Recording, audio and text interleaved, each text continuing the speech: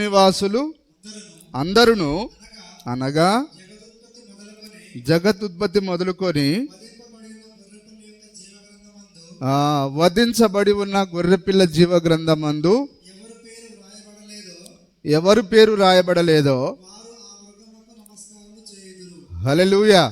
మరి సంఘ శాఖలలో మాట్లాడుతున్నట్లుగా, కుమారుడా, ఈ మధ్యాహ్న కాల సమయంలో నీ హృదయాన్ని దేవునికి ఇవ్వు, ఇదిగో దేవుడు నీ పేరు ఇప్పుడు పుస్తకంలో రాయబోతున్నాడు అనేది అది పచ్చి అబద్ధమై ఉన్నది. కానీ దేవుడు ఇప్పుడు ఏ గ్రంథాన్ని రాయట్లేడు, ఆయన దేవుడు ఇప్పుడు ఏ పుస్తకాన్ని రాయట్లేడు. మరి ఆ రాయబడిన పుస్తకం ఎప్పుడు సంపూర్తి చేయబడింది? జగత్ పునాది వేయబడక ముందే. హల్లెలూయా. అందరూ నమ్ముతున్నారా? మరి ఈ భూమి, ఆకాశము, అణువు, పరమాణువు రవ్వంత లేనప్పుడే దేవుడు ఆ గ్రంథాన్ని ఆయన ఫినిష్ చేశాడు. ఆయన మరి జగత్ పునాది వేయబడక ముందే గొర్రె పిల్లను చంపి ఆ రక్తంతో ఆయన ప్రతి ఒక్కొక్కరి పేర్లు రాసేసాడు ఆయన. మరి ఆ గొర్రెపిల్ల జీవగ్రంథం అనేది ముందుగానే అది సిద్ధపరచబడి ఉన్నది. అందులో ఎవరెవరి పేర్లు ఉన్నాయో అది కేవలం తండ్రికి తప్ప మరి ఎవ్వరికి తెలియదు. అది హల్లెలూయా. దేవదూతలు కూడా తెలియదు. కాబట్టి అది ముందుగానే అయిపోయిన కార్యమై ఉన్నది. కాబట్టి మీరు అక్కడక్కడ వింటూ ఉంటారు యూట్యూబ్లలో కానీ, కుమారుడా ఈ మధ్యాహ్న కాల సమయంలో, ఒకవేళ అది మధ్యాహ్న కూటం అయితే మధ్యాహ్న కాల సమయంలో దేవుడు నీ పేరు రాయబోతున్నాడు అంటే, వాక్యం తెలియకపోతే మనం కూడా ఏం నమ్ముతాం? దేవుడు ఇప్పుడు నా పేరు రాస్తాడేమో అని అనుకుంటాం.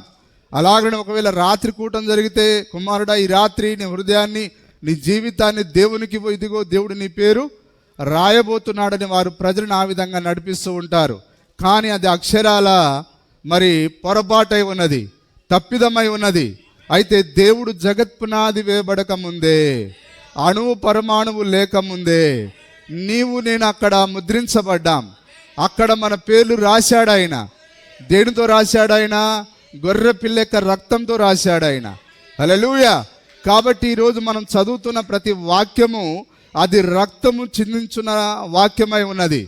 మనం ఒక సామాన్యమైన వాక్యం కింద లేము, కానీ ప్రతి వాక్యము రక్తంతో కూడినది. ఆ గొర్రె పిల్ల ఎవరో కాదు, కానీ అదే వాక్యమై ఉన్నాడు.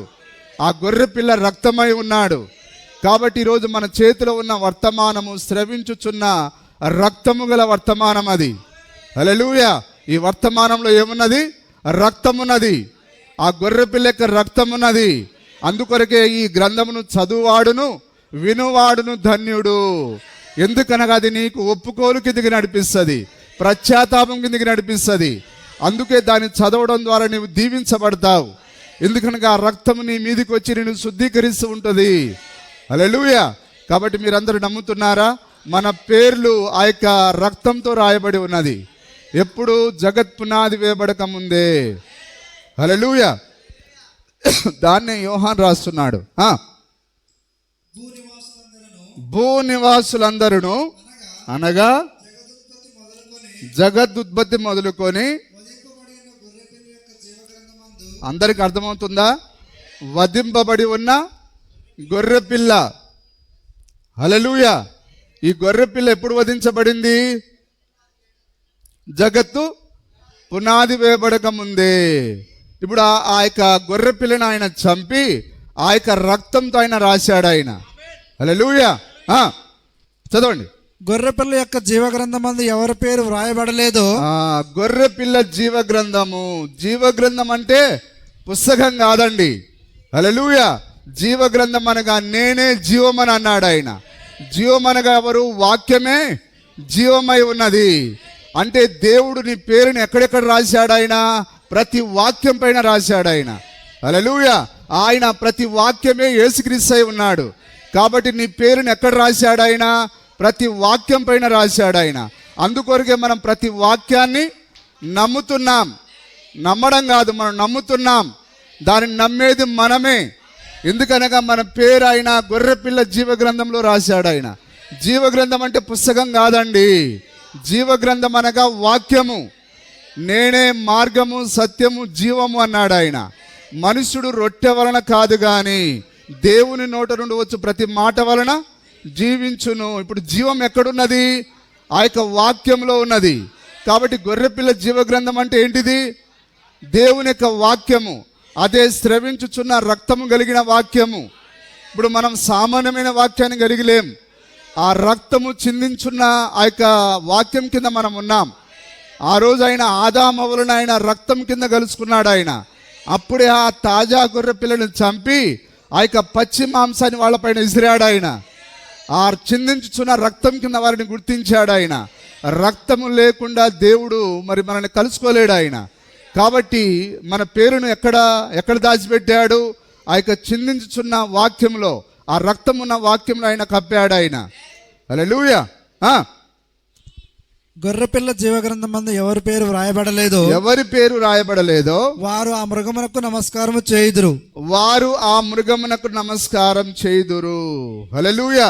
ఇప్పుడు నీవు ఎంత మంచివాడవా చెడ్డవాడవని కాదు అక్కడ, కానీ నీ పేరు గొర్రెపిల్ల జీవగ్రంథంలో ఉందా లేదనేదే ప్రాముఖ్యమైన కార్యం. ఒకవేళ గొర్రెపిల్ల జీవగ్రంథంలో నీ పేరు లేనట్లయితే నీవు ఈ వర్తమానంలో ఉండలేవు. నీ పేరు కనుక గొర్రెపిల్ల జీవగ్రంథంలో లేనట్లయితే నేను ఎంత బలవంతంగా కూర్చోబెట్టినా నీవు ఈ వర్తమానంలో ఉండలేవు. ఎందుకనగా నీ పేరు ఆయన ముందుగా రాయలేదు. ఆయన కాబట్టి నువ్వు వాక్యాన్ని ప్రేమించకుండా ఏవేవో ప్రేమిస్తావు. కానీ ఆయన నిన్ను ముందుగానే గొర్రెపిల్ల జీవగ్రంథం నీ పేరు రాసే. నీ పేరు ఎక్కడ రాశాడు? ఆయన వాక్యంలో రాశాడు. కాబట్టి నువ్వు వాక్యాన్ని ప్రేమిస్తూ ఉంటావు, ఆ వాక్యాన్ని చదువుతూ ఉంటావు, వాక్యాన్ని ధ్యానం చేస్తూ ఉంటావు. హల్లెలూయా. కాబట్టి వింటున్నారా అందరూ? గొర్రెపిల్ల జీవగ్రంథం అందు ఎవరి పేరైతే లేదో వారందరూ మృగానికి నమస్కారం చేస్తారు. మృగం అనగా వాక్యం కానిదంతా మృగమే. మృగం అనగా దయ్యం. నిజమేనా సార్? అందరు వింటున్నారా? మృగం అనగా వాక్యం కానిదంతా మృగమే. మృగం అంటే ఏదో ఒక జంతువు కాదండి. మృగం అనగా ఆచారాలు, సిద్ధాంతాలు, నీ పెద్దల పారంపర్య ఆచారాలు, మానవుడు కల్పించిన పద్ధతులు, ఇవన్నీ మృగం యొక్క మరి ముద్రై ఉన్నది. నువ్వు మృగానికి సాగిల పడతావు. నీ పేరు గొర్రెపిల్ల జీవగ్రంథంలో లేకపోతే నీవు మృగానికి సాగిల పడతావు. అందుకొరకే గొర్రెపిల్ల జీవగ్రంథంలో నీ పేరు నుంచినందుకు హల్లెలూయా ఒక చరణం వస్తుంది, జీవ గ్రంథంలో నా పేరు ఉంచినందుకు వందనాలయ్యా అని. నిజమైన వాళ్ళు కాదు ఇప్పుడు పాడాల్సింది, మనం పాడాలి. మన పేరును ఆయన జీవ గ్రంథంలో ఉంచాడు ఆయన. హల్లెలూయా. అందుకొరకు ఈరోజు మనం వాక్యంలో కూర్చొని ఉన్నాం. అయితే వారి పేరు లేదు కాబట్టి వారు సంఘశాఖలో కూర్చున్నారు. అది తేడాని గమనించండి. ప్రభు ఆ గొర్రెపిల్ల ఆ యొక్క గ్రంథంలో నా పేరును రాశావు. జగత్ పునాది వేయబడక ముందు నన్ను ఎన్నుకున్నావు. ప్రభువానికి స్తోత్రం అని మనం చెప్పాలి. హల్లెలూయా. మరి ఎంతమంది సంతోషంగా ఉన్నారు? దేవుడు మిమ్మల్ని ఇప్పుడు కాదు ఆయన ఎన్నుకున్నది, జగత్ పునాది వేయబడక ముందే. హల్లెలూయా. ఎవడైనా చెవిగల వాడైతే వినుగాక. మనం ఆ తర్వాత మరొక మాటను చదువుదాం. ప్రకటన 17వ అధ్యాయము 8వ వచనం. 17:8. నీవు చూచిన ఆ మృగము ఉండెను గాని, నీవు చూచిన మృగం ఉండెను గాని ఇప్పుడు లేదు. అయితే అది అగాధ జలములలో నుండి పైకి వచ్చుటకును నాశనమునకు పోవుటకును సిద్ధముగా ఉన్నది. భూ నివాసులలో జగదుత్పత్తి మొదలుకొని జీవగ్రంథమందు ఎవరి పేరు వ్రాయబడలేదో వారు ఆ మృగముండెను గాని ఇప్పుడు లేదు. హల్లెలూయా. ఇప్పుడు చూడండి, ఎవరి పేరు లేదో వారు ఆ మృగానికి నమస్కారం చేస్తారని అన్నట్టుగా ఆ మాట ఉన్నది అక్కడ. నిజమైన ఇక్కడ కూడా యోహాను మరలా మాట్లాడుతున్నాడు. జగదుత్పత్తి మొదలుకొని ఎవరి పేరైతే జీవగ్రంథంలో లేదో వారు ఖచ్చితంగా ఆ మృగానికి నమస్కారం పెడతారు. మరి అందరూ అర్థం చేసుకుంటున్నారా? ఆ తర్వాత మనం ప్రకటన 20వ అధ్యాయం 15వ వచనం చూద్దాం. ప్రకటన 20వ అధ్యాయం 15వ వచనం. ఎవరి పేరైనను జీవగ్రంథమందు వ్రాయబడినట్టు కనబడిన ఎడల. హల్లెలూయా. ఇప్పుడు ఇక్కడే మన యొక్క నిత్య జీవం దాగబడి ఉన్నది. నిజమేనా? ఆయన మనకు ఆయన నిత్య జీవం ఎందుకు ఇవ్వబోతున్నాడు? మనని ఆయన ముందుగా ఎన్నుకున్నాడు. ఆయన నిత్య జీవానికి ముందుగా ఎన్నుకున్నాడు ఆయన. హల్లెలూయా. ఇప్పుడు నిత్య జీవం ఎక్కడున్నది చెప్పండి? వాక్యంలో ఉన్నది. అందుకే దేవుడు మనకు ఆయన దేని ద్వారా జీవాన్ని ఇవ్వాలనుకున్నాడు? ఆయన వాక్యము ద్వారా. హల్లెలూయా. అందరు వింటున్నారా? వాక్యము ద్వారా కాకుండా ఆయన నీకు జీవాన్ని ఇవ్వలేడు. ఆయన బ్యాప్టిస్ట్ ద్వారా ఇవ్వలేడు, పెంతెకోస్తు ద్వారా ఇవ్వలేడు, ఆ యొక్క ప్రెస్బిటేరియన్ ద్వారా ఇవ్వలేడు, ఏ సంస్థ ద్వారా నీకు ఆయన జీవాన్ని ఇవ్వలేడు. కానీ ఆయన జీవాన్ని ఎక్కడ పెట్టాడు? వాక్యంలో పెట్టాడు ఆయన. కాబట్టి జీవం ఎక్కడున్నది? వాక్యంలో జీవం ఉన్నది. హల్లెలూయా. అందుకొరకు ఆయన ప్రతిసారి ఆయన వాక్యంతో ఆయన మనల్ని సంధిస్తూ ఉన్నాడు. ఆయన వాక్యం లేకుండా దేవుడు లేడు. ఒకసారి మనం చూద్దాం 1:5 ఎఫెసీయులకు రాసిన పత్రిక 1వ అధ్యాయం 5వ వచనం. ఎఫెసీ 1:5.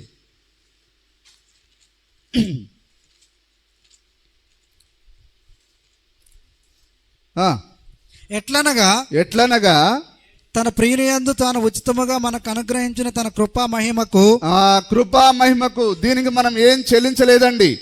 జగత్పునాది వేయబడక ముందే మన పేరు రాసినందుకు మనం ఏమైనా చెల్లించామా? అది ఉచితంగా, అది కృప ద్వారా తన కృపా మహిమకు కీర్తి కలిగినట్లు తన చిత్త ప్రకారమైన దయా సంకల్పము చొప్పున, అది మనలాంటి అభాగ్యులకు ఆయన ఎన్నిక లేని వారిని మరి ఎన్నుకోవడం అనేది ఆయనకు దయా సంకల్పం, ఆయనకు చిత్తం. అది హల్లెలూయా.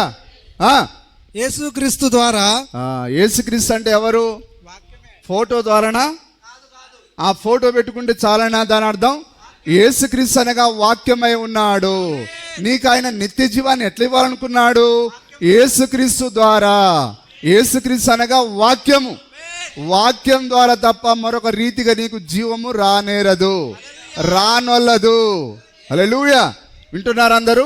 యేసుక్రీస్తు ద్వారా అనగా వాక్యము ద్వారా తనకు కుమారులుగా స్వీకరించుటకై. అది ఇప్పుడు ఎట్లా మనం కుమారులు కుమార్తెలు ఎట్లయితాం? మనం యేసుక్రీస్తు ద్వారా లేదా వాక్యం ద్వారా. వాక్యమే నిన్ను దేవుని కుమార్తెగా మార్చేది, వాక్యమే నిన్ను దేవుని కుమారుడిగా మార్చేది. నిజమేనా సార్? అందుకొరకు మనం ఎందుకు పిలువబడ్డాం? వాక్యంగా ఉండేదానికి. ఇప్పుడు మనము మన స్వకీయాన్ని వదిలిపెట్టి మనం వాక్యంగా మారాలి, వాక్యంగా మారాలి మనం. యేసుక్రీస్తు ద్వారా తనకు కుమారులుగా స్వీకరించుటకై మనలను ముందుగా తన కోసము నిర్ణయించుకొని. హల్లెలూయా. అందుకొరకే ఈ బైబిల్ గ్రంథం మన ఆస్తి, ఈ వాక్యం మన ఆస్తి ఉన్నది. ఎందుకనగా ఈ వాక్యం కొరకు ఆయన మనల్ని ముందుగా ఎన్నుకున్నాడు ఆయన. కాబట్టి ఈ వాక్యం నేనెందుకు చదవచ్చు సార్ అని అంటే నీ పేరు లేదని అర్థం. ఈ వర్తమానం నేనెందుకు చదువుతా అంటే నీ పేరు అక్కడ లేదని అర్థం. కానీ నీ పేరు ఆయన గొర్రెపిల్ల జీవ గ్రంథంలో అక్కడ ఉంచిండనుకో, నీవు ప్రతి వాక్యానికి ఆమేన్ అంటావు, ప్రతి వర్తమానానికి హల్లెలూయా అంటావు. ఇంటి దగ్గర చదువుతున్నప్పుడు సంతోషాన్ని వ్యక్తపరుస్తావు.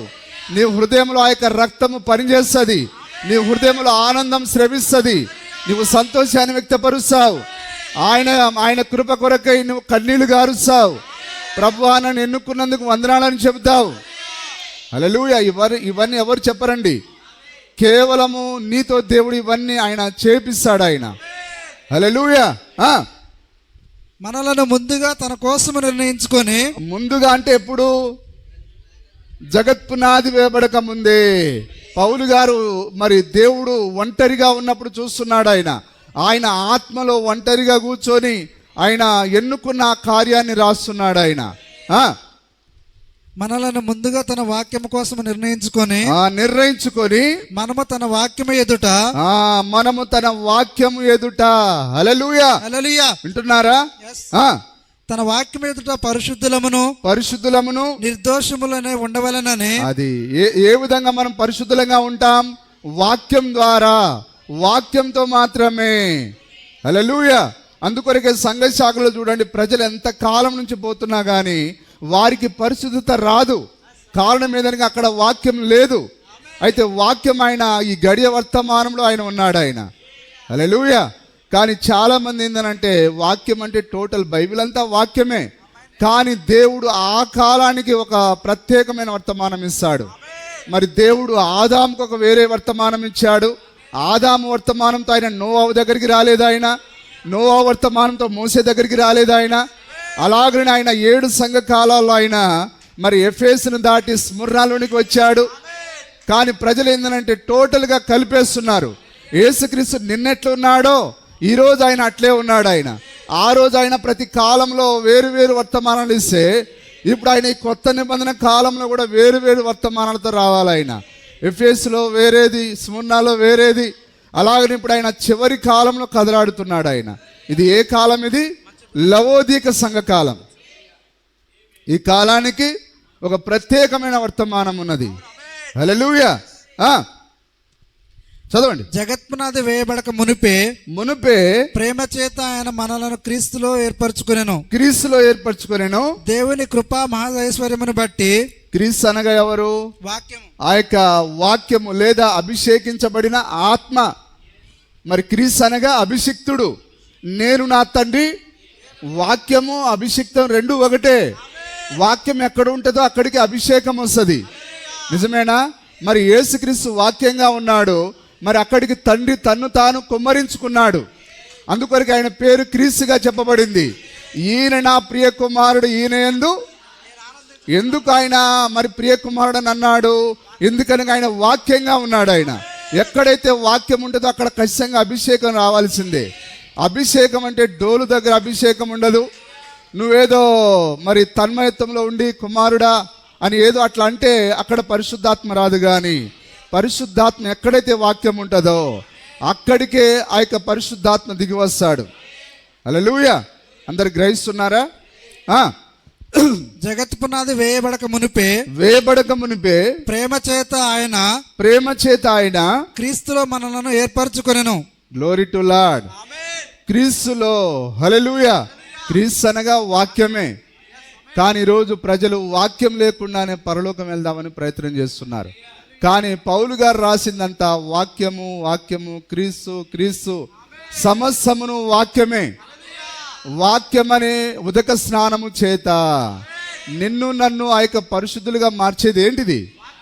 వాక్యమే. వాక్యం ద్వారానే మనము ఆ యొక్క తండ్రి ఎదుట పరిశుద్ధులంగా నిలబడతాం. ఎందుకనగా వాక్యమే రక్తమై ఉన్నది. హల్లెలూయా. మరి వాక్యమే ఆదియందు వాక్యం ఉండిన ఆ వాక్యమే శరీరధారిగా మన మధ్యలోనికి వచ్చి సిలువలో వేలాడబడింది. ఆ వాక్యమే రక్తాన్ని చిందించింది. అది జగత్పునాది వేయబడక ముందు దేవుని యొక్క మనసులో నిజంగానే చంపబడింది. ఆ తర్వాత అది నిజంగానే దృశ్య రూపంలో చంపబడింది. ఇప్పుడు మనం ఆ యొక్క రక్తం కింద మనం ఉన్నాం. నిజమేనా? మరి దేవుడు మరియు ఆరాధికుడు కలుసుకునే స్థలం ఎక్కడ? ఆ యొక్క రక్తము కింద. రక్తం ఎక్కడుంది? మరి వాక్యంలో ఉన్నది. నీవు ఆ బయలుపరచబడిన వాక్యం కిందకి వచ్చినప్పుడు, నీ దినపు వాక్యం దగ్గరికి వచ్చినప్పుడు ఆటోమేటిక్గా నీ పైన ఆ యొక్క రక్తము పనిచేస్తుంది. హల్లెలూయా. మరి కార్యాలు నిజంగా మన వంటి అభాగ్యులకు దేవుడు ఇచ్చాడు. మరి ఎందరో పండితులు, మేధావులు ఉన్నారు. కానీ గడియ వర్తమానం వారి కొరకు కాదు ఇది. కానీ ఎవరి పేరైతే గొర్రెపిల్ల జీవ గ్రంథంలో రాశాడో వారి కొరకైనా మరి ఈ మర్మయుక్తమైన కార్యాలను దాచిపెట్టాడు ఆయన. హల్లెలూయా. దేవుని కృపా మహదైశ్వర్యమును బట్టి ఆ ప్రియుని యందు ఆయన రక్తము వలన. ప్రియుడు ఎవరిప్పుడు? వాక్యము. హల్లెలూయా. మరి వధువు వరుడు ఒక్కటే. ఆదాము ఆమెకు అవ్వని పేరు పెట్టలేదు, ఆదాము అని పేరు పెట్టాడు ఆయన. ఇది ఆదాములోని ఎముక, ఆదాములోని మాంసం. ఇది ఆదాము నుండి తీయబడింది గనక ఆదాము అని పిలువబడుతుంది. కానీ ఆమె గుణలక్షణాన్ని బట్టి ఆమెకు ఆయన అవ్వ అని పేరు పెట్టాడు ఆయన. హల్లెలూయా. అవ్వ అంటే పేరు కాదండి, ఆమె గుణలక్షణం అది. హల్లెలూయా. కానీ ఆమె డిటో. నిజమేనా? మరి వరుడు వధువు ఒక్కటే. వరుడు వాక్యమైతే వధువు కూడా వాక్యమే. కాబట్టి మనము వరుడితో ఐక్యమయ్యేదానికి మనం ఇక్కడ ఉన్నాం. మరి వధువును ఆ యొక్క వరునితో ఐక్యం చేసేది ఏది? వాక్యం మాత్రమే. హల్లెలూయా. తన కృపా మహదైశ్వర్యమును బట్టి ఆ ప్రియుని యందు ఆయన రక్తము వలన మనకు విమోచనము. మన ప్రియుడు వాక్యమే. ఆ ప్రియుని యందు మనకు విమోచనము. విమోచన ఎక్కడున్నది? వాక్యంలో విమోచన ఉన్నది. వాక్యమే మనల్ని విమోచించేది. ఆయన రక్తము వలన మనకు విమోచనము. విమోచనము అనగా అనగా మన అపరాధములకు క్షమాపణ కలిగి ఉన్నది. కాలము సంపూర్ణమైనప్పుడు జరగవలసిన ఏర్పాటును బట్టి ఆయన తన దయా సంకల్పం చొప్పున తన చిత్తమును గూర్చిన మర్మమును మనకు తెలియజేసి హల్లెలూయా. మరి మన సమయం వచ్చినప్పుడు ఆయన తన చిత్తాన్ని మనకు బయలుపరిచాడు. మరి మనల్ని ఆయన అంతకుముందు కాలంలో ఎందుకు పుట్టించలేదు ఆయన? ఎందుకంటే జగత్ పునాది వేయబడక ముందే ఆయన మనం ఏ కాలంలో జన్మింపజేయాలో, మనము ఏ గడియలో మనం ఉండాలో ఆయన ప్రతిదీ పక్కాగా ఆయన ఒక ప్రణాళికను కలిగి ఉన్నాడు. మనల్ని ఆయన రాజుల కాలంలో పుట్టించలేదు, ఆయన ఆదాము కాలంలో పుట్టించలేదు, ఆయన ఆ మోసే కాలంలో పుట్టించలేదు ఆయన. కానీ ఆ దేవుని యొక్క మహా గొప్ప కృప, హల్లెలూయా, నిజంగా ఈ కాలంలో ఆయన మనల్ని ఈ భూమి మీదకి పంపించుట. ప్రవక్త అన్నాడు, ఒకవేళ దేవుడు నిన్ను ఏ కాలానికి వెళ్తావన్నానంటే నేను ఇదే కాలాన్ని కోరుకుంటాన్నాడు ఆయన. ఎందుకనగా దేవుని వాక్యం అంతా బయలుపరచబడిన కాలం, దీనికంటే మించిన కాలం మరొకటి లేదు. ఇది అద్భుతకరమైన కాలమై ఉన్నది. ప్రేమిస్తున్నారా వాక్యాన్ని? హల్లెలూయా. కాలము సంపూర్ణమైనప్పుడు జరగవలసిన ఏర్పాటును బట్టి ఆయన తన దయా సంకల్పము చొప్పున తన చిత్తమును గూర్చిన మర్మమును మనకు తెలియజేసి మనకు సంపూర్ణమైన జ్ఞాన వివేచన కలుగుటకు ఆ కృపను మన ఎడల విస్తరింపజేసెను. అందుకొరకే మన పైన ఆయన కృప ఉన్నది కాబట్టి ఈరోజు ప్రతి కార్యాన్ని ఆయన మనకు బయలుపరుస్తున్నాడు. నిజమేనా? అందరు ఆమేన్ చెప్తారా? సరే, మరి ప్రవక్త ఇందులో చెప్పిన కార్యాన్ని నేను చదివి వినిపిస్తాను. రోమీయులకు రాసిన పత్రిక 9వ అధ్యాయము 16వ వచనం ఒకసారి చూద్దాం.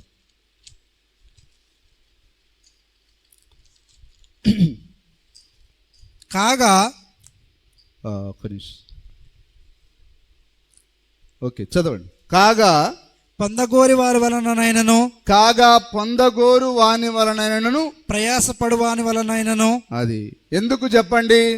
నువ్వు ఇప్పుడు రక్షింపబడాలన్నా రక్షింపబడలేవు.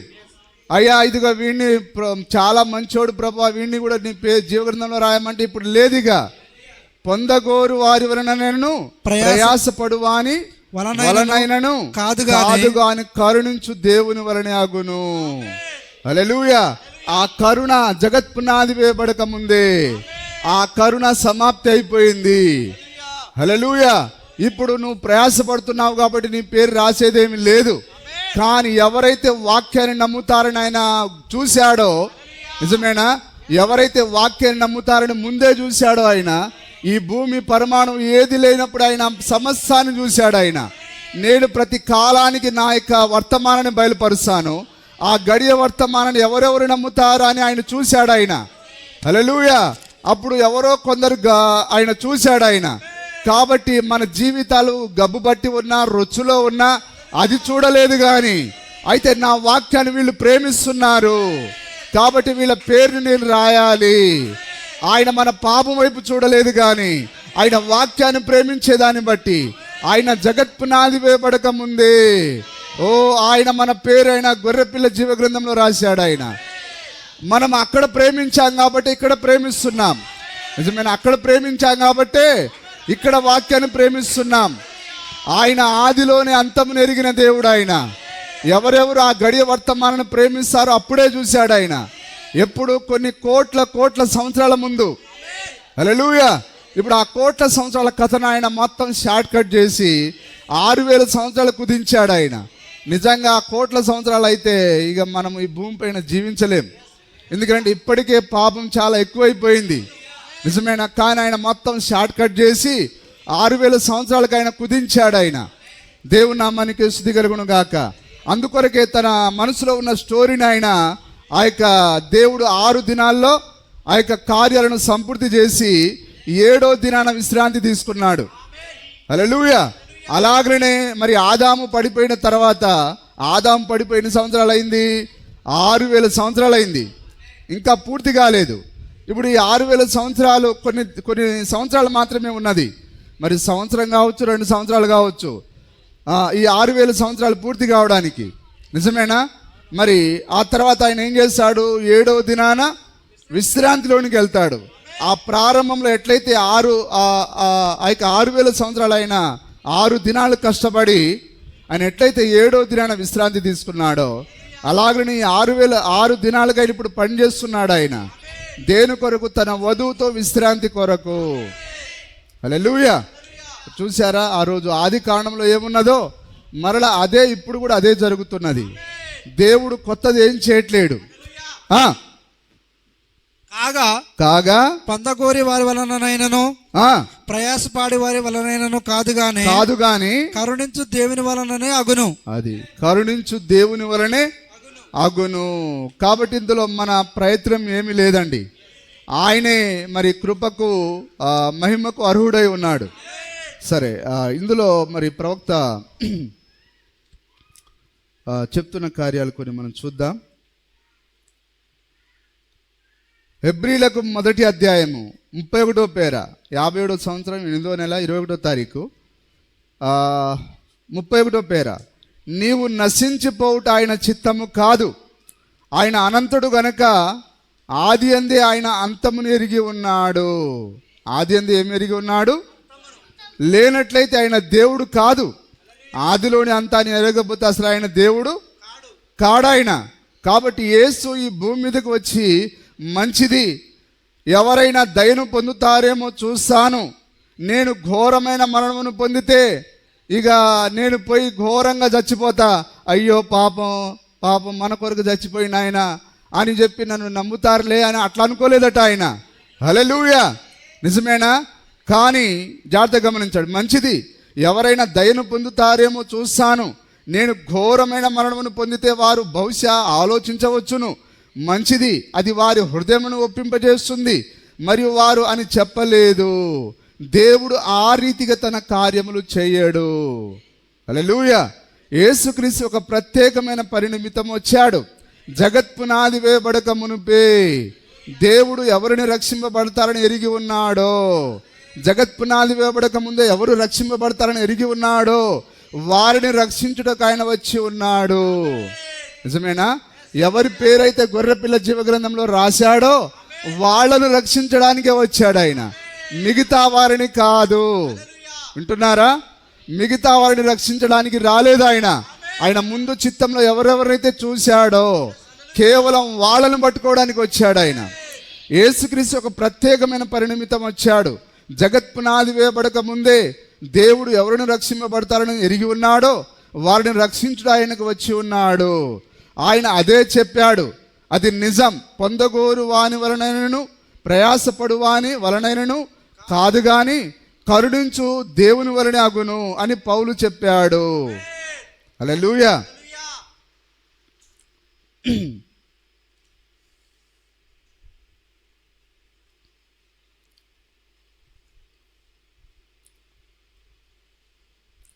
పుత్ర స్వీకారం 4వ భాగం. ఏ విధంగా మనకు స్వాస్థ్యం ఇవ్వబడింది? దేని ద్వారా? ముందు నిర్ణయం ద్వారా. మనకు ఆస్తి అనగా వాక్యం ఎట్లా ఇవ్వబడింది? ఈ గడియ వర్తమానం ఎట్లా ఇవ్వబడింది? ముందు నిర్ణయం ద్వారా. ముందు నిర్ణయం అనగా ముందు జ్ఞానం. నీవు బోధకునివని ఆయన నమ్ముటకు దేవునికి ఎలాగూ తెలియను? ఆయన ముందు జ్ఞానము. ఇచ్ఛించు వాని వలన కానీ పరిగెత్తు వాని వలన కాదు కానీ కృపచూపు దేవుని వలనే జరుగును. అది వాస్తవము. అది ముందు నిర్ణయం. నీలో ఉన్నదానిని ఆయన ఎరుగును. నీవు భూమి మీద రాకముందే నీలో ఉన్నదానిని ఆయన ఎరుగును. నీవు ఇక్కడికి రావడానికి భూమి ఉండకముందే నీలో ఉన్నదానిని ఆయన ఎరిగి ఉండేను. అది ఆయన అనంతుడకు దేవుడు. అనంతుడు. మనము అనిత్యులం. మనము అనిత్యం గూర్చి మాత్రమే తలంచగలము. అంటే మన కళ్ళెదుడు కనిపించే దాన్ని మాత్రమే మనం తలుస్తాం. కానీ ఆయన ఆదిలోనే అంతం ఎరిగిన దేవుడు ఆయన. దేవుని నామానికి మహిమ కలుగును గాక. సరే,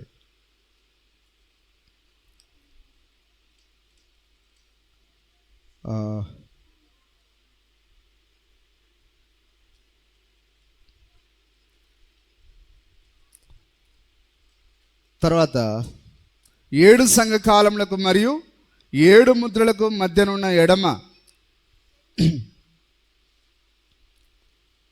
ఎడము అనే ఈ వర్తమానంలో మరి ప్రవక్త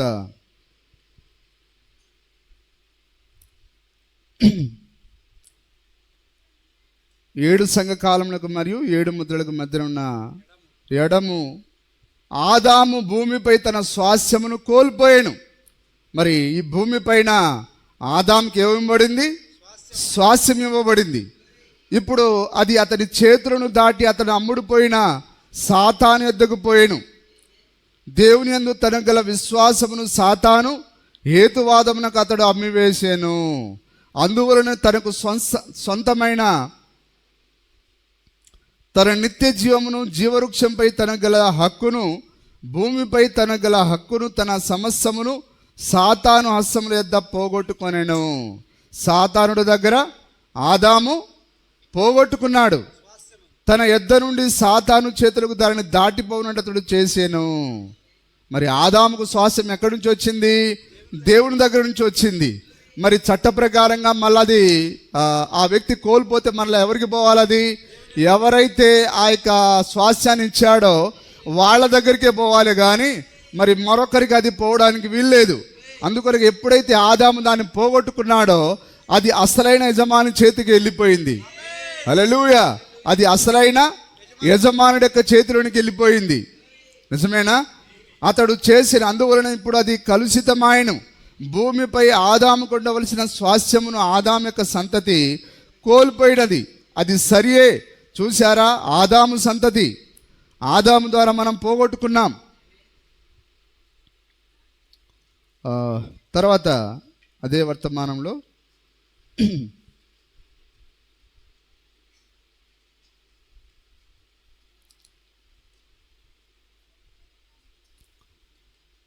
దేవుని యందు తనకు గల విశ్వాసమును సాతాను హేతువాదమునకు అతడు అమ్మివేశాను.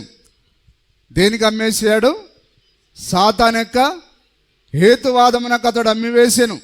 అందువలననే తనకు సొంతమైన తన నిత్య జీవమును, జీవవృక్షంపై తనకు గల హక్కును, భూమిపై తనకు గల హక్కును, తన సమస్తమును సాతాను హస్తముల యొద్ద పోగొట్టుకునెను. తన యొద్ద నుండి సాతాను చేతులకు దానిని దాటిపోనుండి అతడు చేసెను. అందువలన ఇప్పుడు అది కలుషితమాయను. భూమిపై ఆదాముకు ఉండవలసిన స్వాస్థ్యమును మనం చదివాం కదా ఇందాక. ఓకే, మొదటి ముద్ర 14 పేర. నిన్నటి దినపు సాయంకాలం వెనుక చెప్పబడిన దానిని చూద్దాం. యోహానా గ్రంథం ఇంకను అసలైన యజమానుడకు దేవుని చేతులందు ఉన్నట చూచెనని మనం కనుగొని ఉన్నాం. అదెట్లు తప్పిపోయాను మీకు గుర్తున్నదా? ఆదాము ఎట్లా దాన్ని పోగొట్టుకున్నాడు? ఆదాము ద్వారా సాతానిక జ్ఞానం కొరకు అతడు ఆ జీవ గ్రంథమును కోల్పోయాను. హల్లెలూయా! ఈరోజు ఈ సంఘ శాఖలను ఎందుకు జీవాన్ని కోల్పోయాయి? అదైనా పర్వాలేదు, ఇదైనా పర్వాలేదు. నిజమేనా? ఏదేను తోటలో జరిగిన అదే జ్ఞానం యొక్క పోరాటం ఇప్పుడు జరుగుతూ ఉన్నది.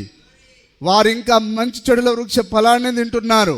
అదైనా పర్వాలేదు, ఇదైనా పర్వాలేదు. అదేనా కాదు సార్? యేసుక్రీస్తు నామంలో బదులుగా తండ్రి కుమార నామంలో ప్రభురాత్రి భోజనానికి బదులుగా పగులు భోజనం. స్త్రీలు ప్రసంగించవద్దంటే ప్రసంగించుట. అంటే వారు సొంత జ్ఞానానికి, దయ్యం యొక్క జ్ఞానానికి వారు అమ్ముడుపోతూ ఉన్నారు. అర్థమవుతుందా? ఆదాము ద్వారా సాతానిక జ్ఞానం కొరకు అతడు ఆ జీవ గ్రంథంను కోల్పోయాను. మరియు తన స్వాస్థ్యమును పోగొట్టుకొనెను, సమస్తమును పోగొట్టుకొనెను. విమోచనకు మార్గం లేకుండెను. హల్లెలూయా! అతడు తిరిగి పరలోకానికి వెళ్ళే మార్గం మూసుకుపోయింది. ఇక అతడు ఎక్కడికి పోలేడుగా.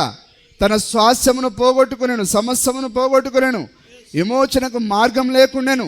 అప్పుడు దేవుడు మానవుని రూపంలో కిందికి దిగి వచ్చి మరణను విడిపించుటకు మరి ఒక విమోచకునిగా మారి మరణను విమోచించెను. మరి ఇప్పుడు ఈ మర్మమైన కార్యములు ఈ చివరి దినములలో మనకు తెరవబడునని గడిచిన దినములలో మనము కనుగొని ఉన్నాము. హల్లెలూయా! ఆ కారణములనే యోహాను ఏడ్చెను. ఏలైనగా ఎవరు ఆ గ్రంథమును తీయలేని ఎడల సమస్త సృష్టియగును, సమస్తము నశించిపోవును. మరి ఆమె మరలా తిరిగి అణువులుగా, మరి పరమాణువులుగా, మరియు సూర్య వెలుగా మారి మరి ఆ విధంగా నేను తిరిగి వెనకటి స్థితికి పోవును, మరప్పుడు సృష్టియే ఉండదు, ఏ మనుషుడును ఏమీను ఉండదు. ఏలైనగా ఆదాము ఆ గ్రంథం యొక్క హక్కులను పోగొట్టుకొనెను. అతను తన యొక్క భార్య మాట వినినప్పుడు, స్త్రీ మాట విని ఆదాము పోగొట్టుకున్నాడు. ఈరోజు కూడా స్త్రీల మాటలు విని పురుషులు తమ జీవాన్ని నిజమేనా? ఆ రోజు స్త్రీ ద్వారానే, ఈరోజు స్త్రీల ద్వారానే. సంఘం అంటే ఏంటిది? స్త్రీయే. హల్లెలూయా. దేవుడు పురుషుడైతే సంఘము. ఇప్పుడు ఈరోజు ప్రజలందరూ ఎవరి మాట వింటున్నారు? ఆదాము ఎట్లయితే తన భార్య మాట విన్నాడో అలాగని ప్రపంచంలో ఉండే స్త్రీలు పురుషులందరూ స్త్రీల మాటలను వింటున్నారు. మా సంఘం ఇట్లా చెప్పింది, మా అయ్యగారు ఇట్లా చెప్పాడు, కానీ దేవుని వాక్యం ఇట్లా చెప్పింది అని వారు జీవం పురుషుల్లో ఉంటుంది, జీవము స్త్రీలో ఉండదు. హల్లెలూయా. ఏలైనగా ఆదాము ఆ గ్రంథం యొక్క హక్కులను పోగొట్టుకొనెను. అతను తన భార్య మాట వినినప్పుడు దానిని పోగొట్టుకొనెను. మరి ఆమె దేవుని యొక్క వాక్యమునకు బదులుగా సాతాను యొక్క హేతువాదం వినినది.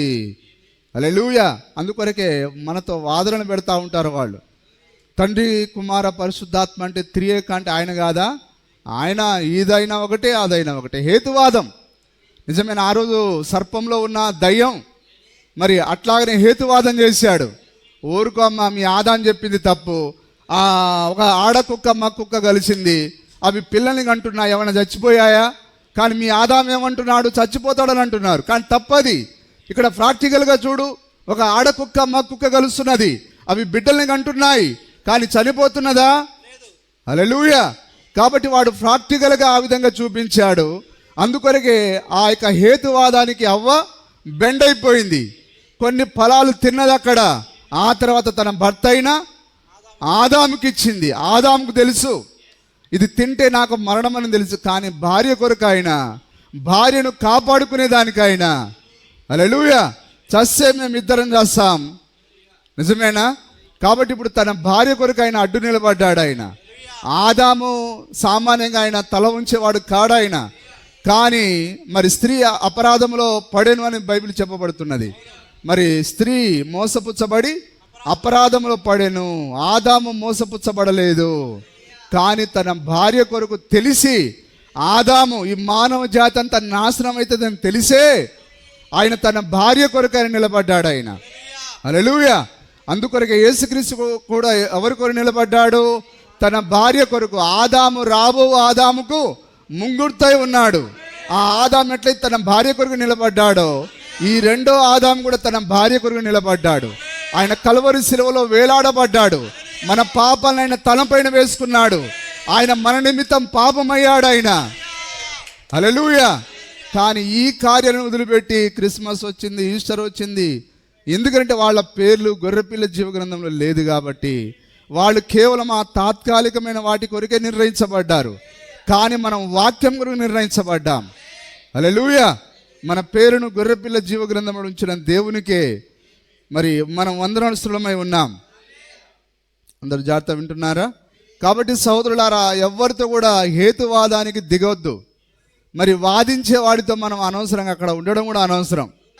కాబట్టి హేతువాదంలో దయ్యం ఉన్నాడు, వాదించకూడదు. నువ్వు నమ్మకపోతే వదిలేసేయి, నాకు సంబంధం లేదని చెప్పాలి తప్ప అవునా అని మనము చెవి ఎక్కకూడదు.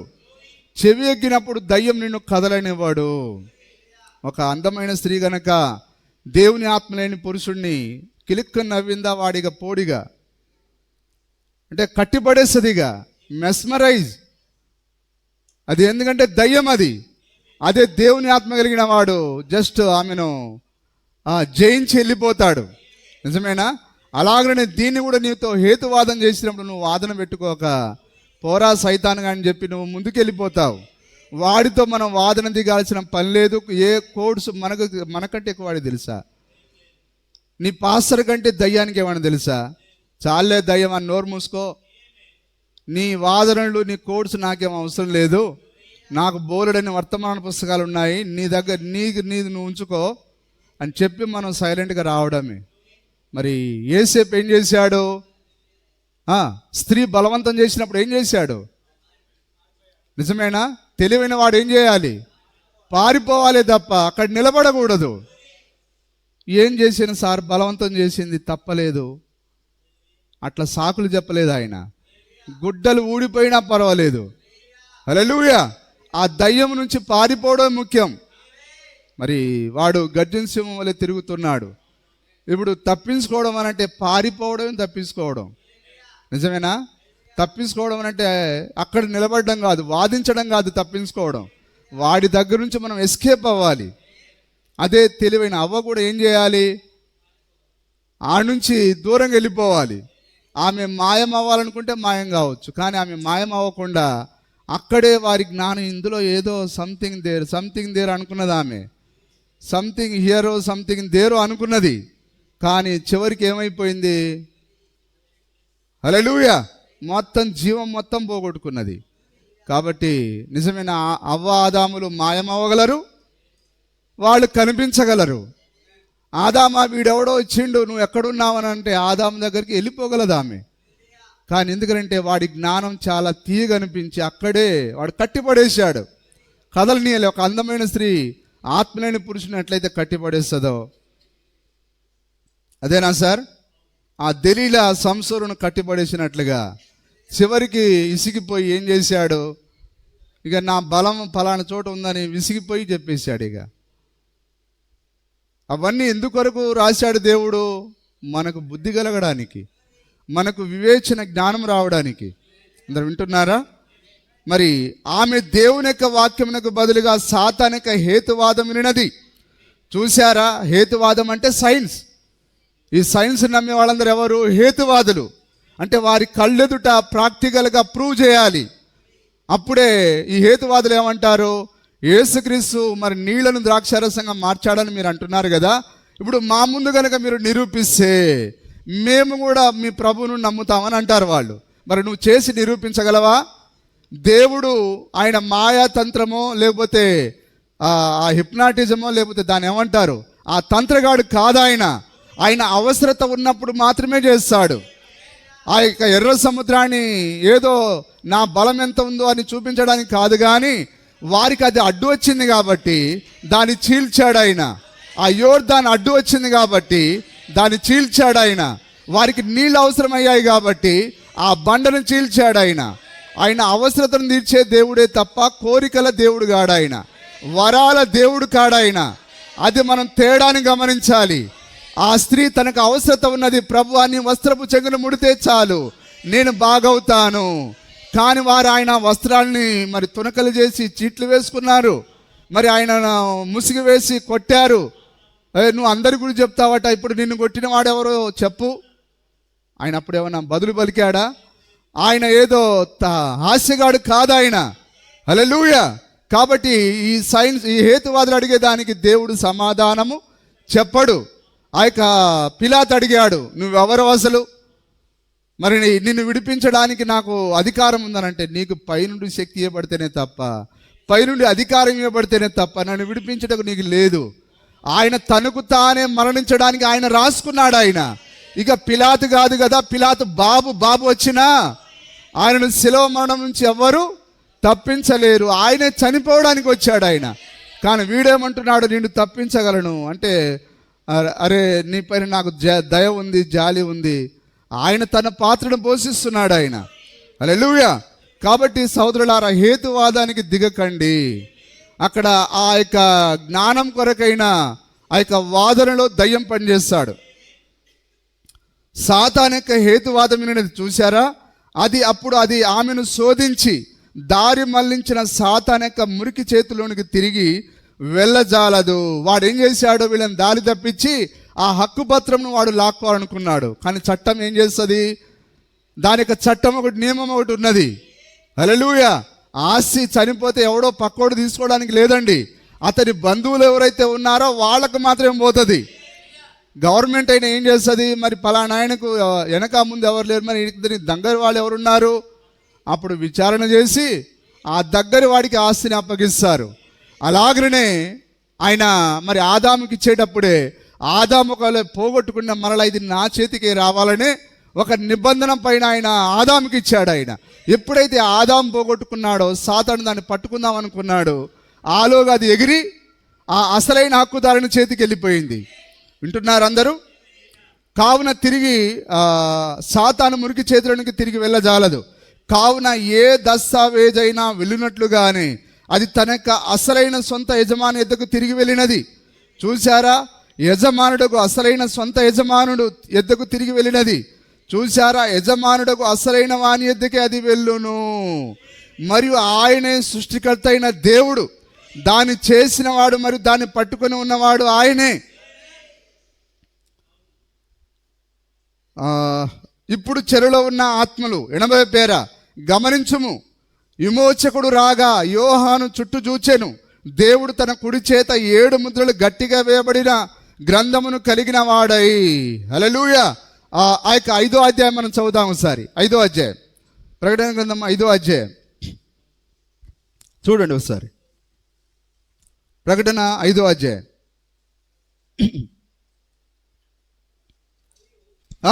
మరియు లోపటను వెలుపటను వ్రాత కలిగి 7 ముద్రలు గట్టిగా వేసిన ఒక గ్రంథము సింహాసనమందు ఆసీనుడై ఉండువాని కుడి చేత చూచితిని. హల్లెలూయా. ఇప్పుడు అది ఆ సింహాసనంలో ఉన్న ఆ యొక్క దేవుని చేతిలో రావడానికి ముందు అది ఎవరి చేతిలో ఉన్నది? ఆదాము చేతికి ఇవ్వబడింది. కానీ ఇప్పుడు యోహాను చూసినప్పుడు ఎవరి చేతిలో ఉంది? అది దేవుని చేతిలో ఉన్నది. హల్లెలూయా. యోహాను చుట్టూ చూచెను. దేవుడు తన కుడి చేత 7 ముద్రలు గట్టిగా వేయబడిన గ్రంథమును కలిగిన వాడై సింహాసనం నందు కూర్చుండుట చూచెను. అందు సంపూర్ణ విమోచన గురించి రాయబడి ఉన్నది. అందులో ఎవరెవరు విమోచింపబడాలో వాళ్ళ పేర్లన్నీ అందులో ఉన్నాయి. 5వ అధ్యాయం అంతా అది విమోచన గ్రంథం, అది విమోచన కథను గురించిన కార్యం. అది ఆ సింహాసనంలో కూర్చున్న వాని చేతిలో ఆ యొక్క విమోచన పుస్తకం ఉన్నది. కానీ ఆ విమోచన పుస్తకము ఆ దేవుని దగ్గర నుంచి అతను మొదటగా ఎవరికి ఇవ్వబడింది? ఆదాముకి ఇవ్వబడింది. ఆదాము పోగొట్టుకున్నాడు కాబట్టి మరలా అసలైన హక్కుదారుని చేతికి అది వెళ్ళిపోయింది. అందరు గమనిస్తున్నారా? అందు సంపూర్ణ విమోచన గురించి రాయబడి ఉన్నది. దానిని ఆదాము మానవ వంశావళి పోగొట్టుకునేను. ఆదాము మరియు ఆదాము యొక్క వంశావళి పోగొట్టుకునేను. అది ఎక్కడికి వెళ్ళినది? సాతానుడు దాన్ని తీసుకొనలేకపోయాను, అతడు దాన్ని పోగొట్టుకున్నట్లు చేశాను. అలాగైనా ఆ గ్రంథము ఎక్కడికి వెళ్ళినది? అది మానవ వంశావళికి చెందినది కాదు. ఆ ఆశీర్వాదం ఇప్పుడు వీరికి చెందినది కాదు. ఏలైనగా మానవాళి దాన్ని పోగొట్టుకొనేను. మనం ఆదాము ద్వారా మనం పోగొట్టుకున్నాం. ఆదాము పోగొట్టుకున్నప్పుడు మనం అందరం పోగొట్టుకున్నాం. కావున ఆ గ్రంథము తిరిగి అసలైన ఏ యజమానునికి చెందినదో ఆయన యొద్దకే పోయేను. ఆయన దేవుడై ఉన్నాడు. దానితో ఆయన సింహాసనం నందు కూర్చుండి ఏదో మనుషుని ఏదో ఒకరిని దాన్ని తీసుకున్నట్టుగా ఆయన పిలుచున్నాడు. ఇప్పుడు ఆయన ఎట్లా పిలుస్తున్నాడు? ఆయన ఆ గ్రంథాన్ని తెరుస్తూ ఉన్నాడు. ఆయన అందులో ఎవరి పేరైతే ఉన్నదో ఆ సమయం వచ్చినప్పుడు ఆయన వారిని పిలుస్తూ ఉన్నాడు. ఆయన హల్లెలూయా. చూడండి ఒకసారి ఆదికాండం 1వ అధ్యాయం 28వ వచనం. ఆదికాండం 1:28. 1:28 దయచేసి చూడండి.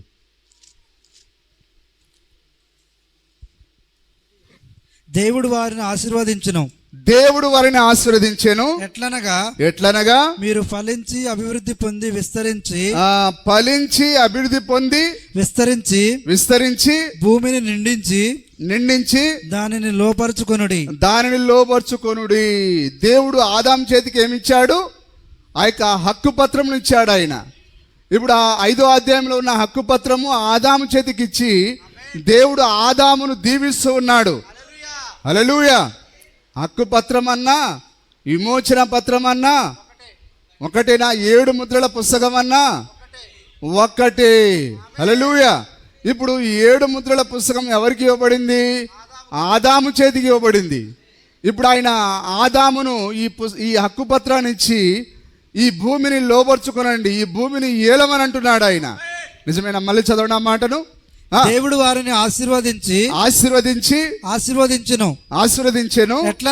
ఎట్లనగా మీరు ఫలించి అభివృద్ధి పొంది. ఎట్లా ఫలించాలి?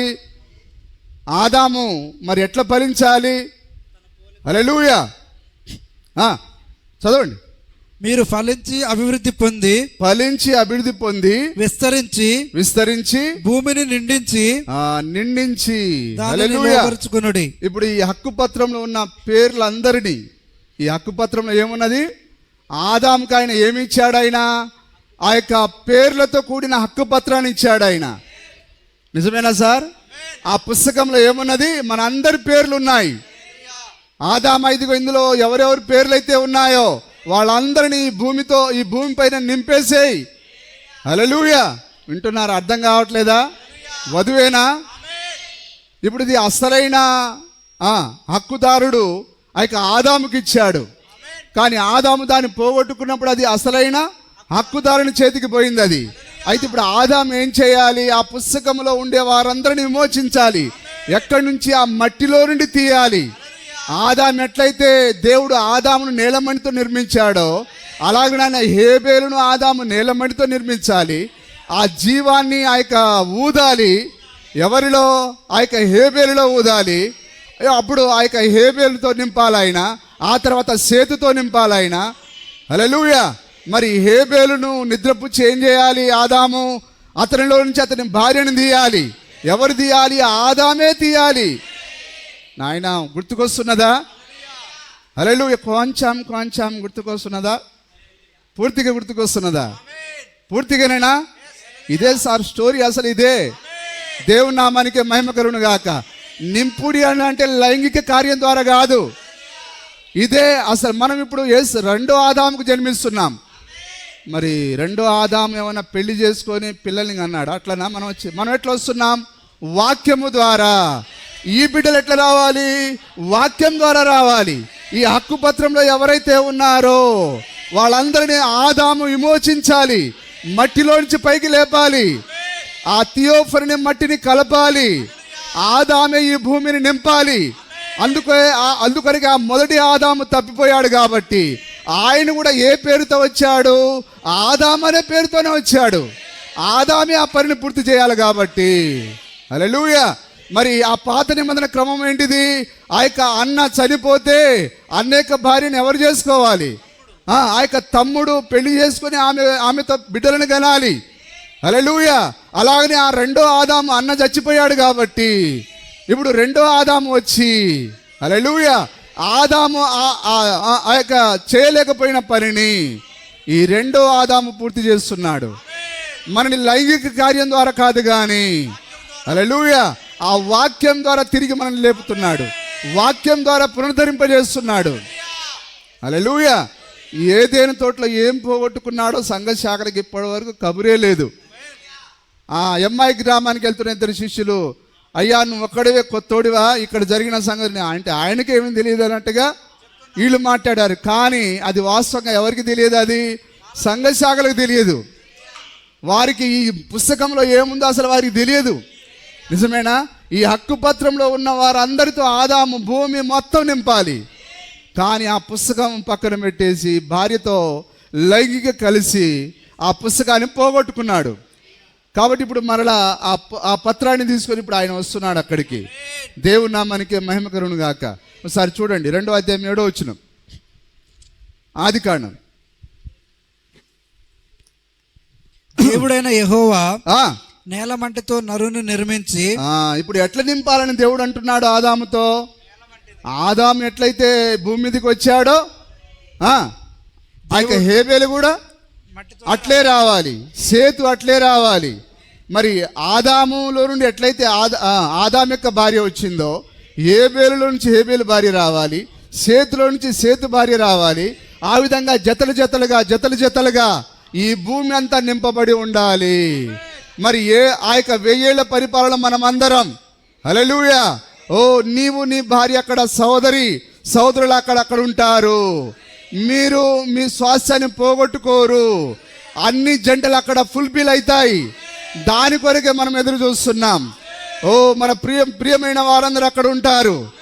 హల్లెలూయా. దేవుని నామానికి మహిమ కలుగును గాక. అందరూ వింటున్నారా?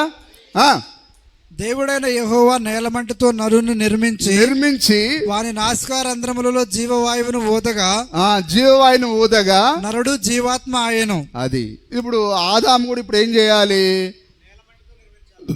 నేల మంటితో హేబేలును నిర్మించాలి, వాని నాసికా రంధ్రములు జీవాయును ఊదాలి.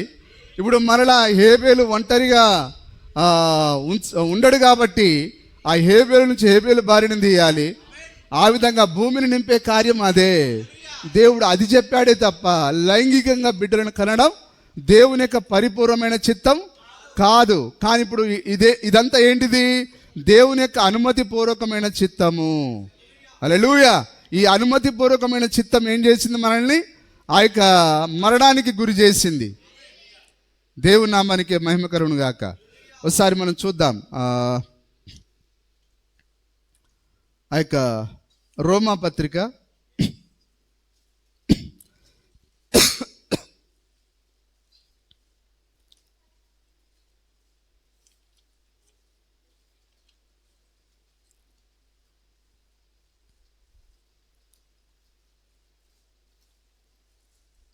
5వ అధ్యాయము 19వ వచనము, ఆ తర్వాత 14వ వచనం చదవండి.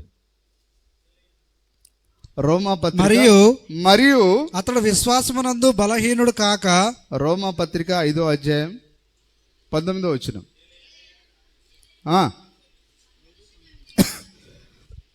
ఏలయనగా ఒక మనుషుని అవిధేయత వలన అనేకులు పాపులుగా ఎలాగు చేయబడిరో. ఒక మనుషుని యొక్క అవిధేయత వలన. ఎవరా మనుషుడు? ఆదాము. హల్లెలూయా. దేవుని మాటకు మరి విధేయత చూపక అవిధేయతను చూపించాడు. నిజమేనా? ఆ మనుషుడు ఎవరు? ఆదాము. ఏలయనగా ఒక మనుషుని అవిధేయత వలన అనేకులు పాపులుగా ఎలాగు చేయబడిరో. ఇప్పుడు మనం ఎట్లా పాపులమయ్యాం? ఆదాము చూపించిన అవిధేయత వలన మనం అందరం పాపులమయ్యాం. ఎవరు? ఆ గొర్రెపిల్ల జీవ గ్రంథంలో ఎవరైతే లిఖించబడ్డారో వాళ్ళందరూ పాపులైపోయారు. వారందరూ పోగొట్టుకునబడ్డారు. మనమందరం ఎట్లా పోగొట్టుకునబడ్డాం? ఆదాము యొక్క అవిధేయత వలన. దేవుని మాటను వినడానికి బదులుగా తన భార్య మాటను విన్నాడు. హల్లెలూయా. దేవుని మాట ప్రకారంగా భూమిని ఎట్లా నింపాలి? ఆదాము నేల మంటితో నిర్మించి ఆ థియోఫర్ని ధరింపజేసి ఈ భూమిని దేవుని బిడ్డలతో నింపాలి. అందుకొరకే 1000 పరిపాలన ఆయన మనల్ని ఎట్లా నింపబోతున్నాడు? ఆయన వాక్యం ద్వారా. మనమందరం ఇప్పుడు ఎట్లా జన్మిస్తున్నాం? వాక్యం ద్వారా. వాక్యపు బిడ్డలే అక్కడ ఉండబోతున్నారు. ఏమైనా కనెక్ట్ అవుతున్నారా వాక్యానికి? హల్లెలూయా. ఏలయనగా ఒక మనుషుని అవిధేయత వలన అనేకులు పాపులుగా ఎలాగు చేయబడిరో. అనేకులు కానీ అందరు కాదు సార్. ఈ అనేకులు ఎవరు? అనేకుల కొరకై చిందించబడుతున్న కొత్త నిబంధన రక్తం. బైబిల్లో లేదా? అందరి కొరకు చిందించబడుతున్న రక్తం అని లేదు అక్కడ. అనేకుల కొరకు. హల్లెలూయా. ఈ అనేకులు అంటే ఎవరు? ఆ యొక్క హక్కు పత్రంలో పేరున్నవారు. ఆదాము చేతికి ఇవ్వబడిన హక్కు పత్రంలో పేరున్నవారు అనేకులు పాపులుగా ఎలాగు చేయబడిరో. మనం ఆదాము ద్వారా పాపులమయ్యాం. నిజమేనా? అలాగే చేయబడిరో. పాపులుగా ఎలాగు చేయబడిరో అలాగే ఒకని విధేయత వలన. ఆదామేమో తండ్రికి విధేయత చూపియలే, కానీ రెండో ఆదాము తండ్రి నా చిత్తము కాదు నీ చిత్తమే సిద్ధించునుగాక. హల్లెలూయా. మొదటి ఆదాము తన భార్య చిత్తానికి లోబడ్డాడు, కానీ రెండో ఆదాము తండ్రి చిత్తానికి లోబడ్డాడు. తండ్రి నా చిత్తము కాదు నీ చిత్తమే సిద్ధించునుగాక. తండ్రి నువ్వు నన్ను ఎక్కడికి నడిపిస్తే అక్కడికి వెళ్తాను. హల్లెలూయా. మొదటి వ్యక్తి యొక్క అవిధేయత వలన మనమందరం పాపులమయ్యాము. ఆ రెండో ఆదాము యొక్క విధేయత ద్వారా మనమందరం రక్షింపబడ్డాం. ఎంత అద్భుతమైన స్టోరీ! ఎంత అద్భుతంగా మనం చూసారా? హల్లెలూయా. అందుకొరకు ఆయన ఆదాము ప్లేస్ని రీప్లేస్ చేయడానికే వచ్చాడు ఆయన. అందుకొరకు ఆయన ఆదాముగా పిలువబడ్డాడు. కానీ తెలుసా ఎవరికైనా ఇది? ఏదో చదువుకుంటూ పోతారు అంతే. ఆ ఏదేను తోటలో దేవుడు ఫలించి అభివృద్ధి పొందుడాలంటే ఫలించడం అంటే కూడా వారికి తెలియదు. ఎట్లా ఫలించాలో అది ఆయన రాయలేదు ఆయన, కానీ ఫలించమన్నాడు. నీకు నాకు ప్రవక్త ఉన్నాడు కాబట్టి అందుకొరకే మనకి ఈ కార్యాలన్నీ తెలుస్తున్నాయి. హల్లెలూయా.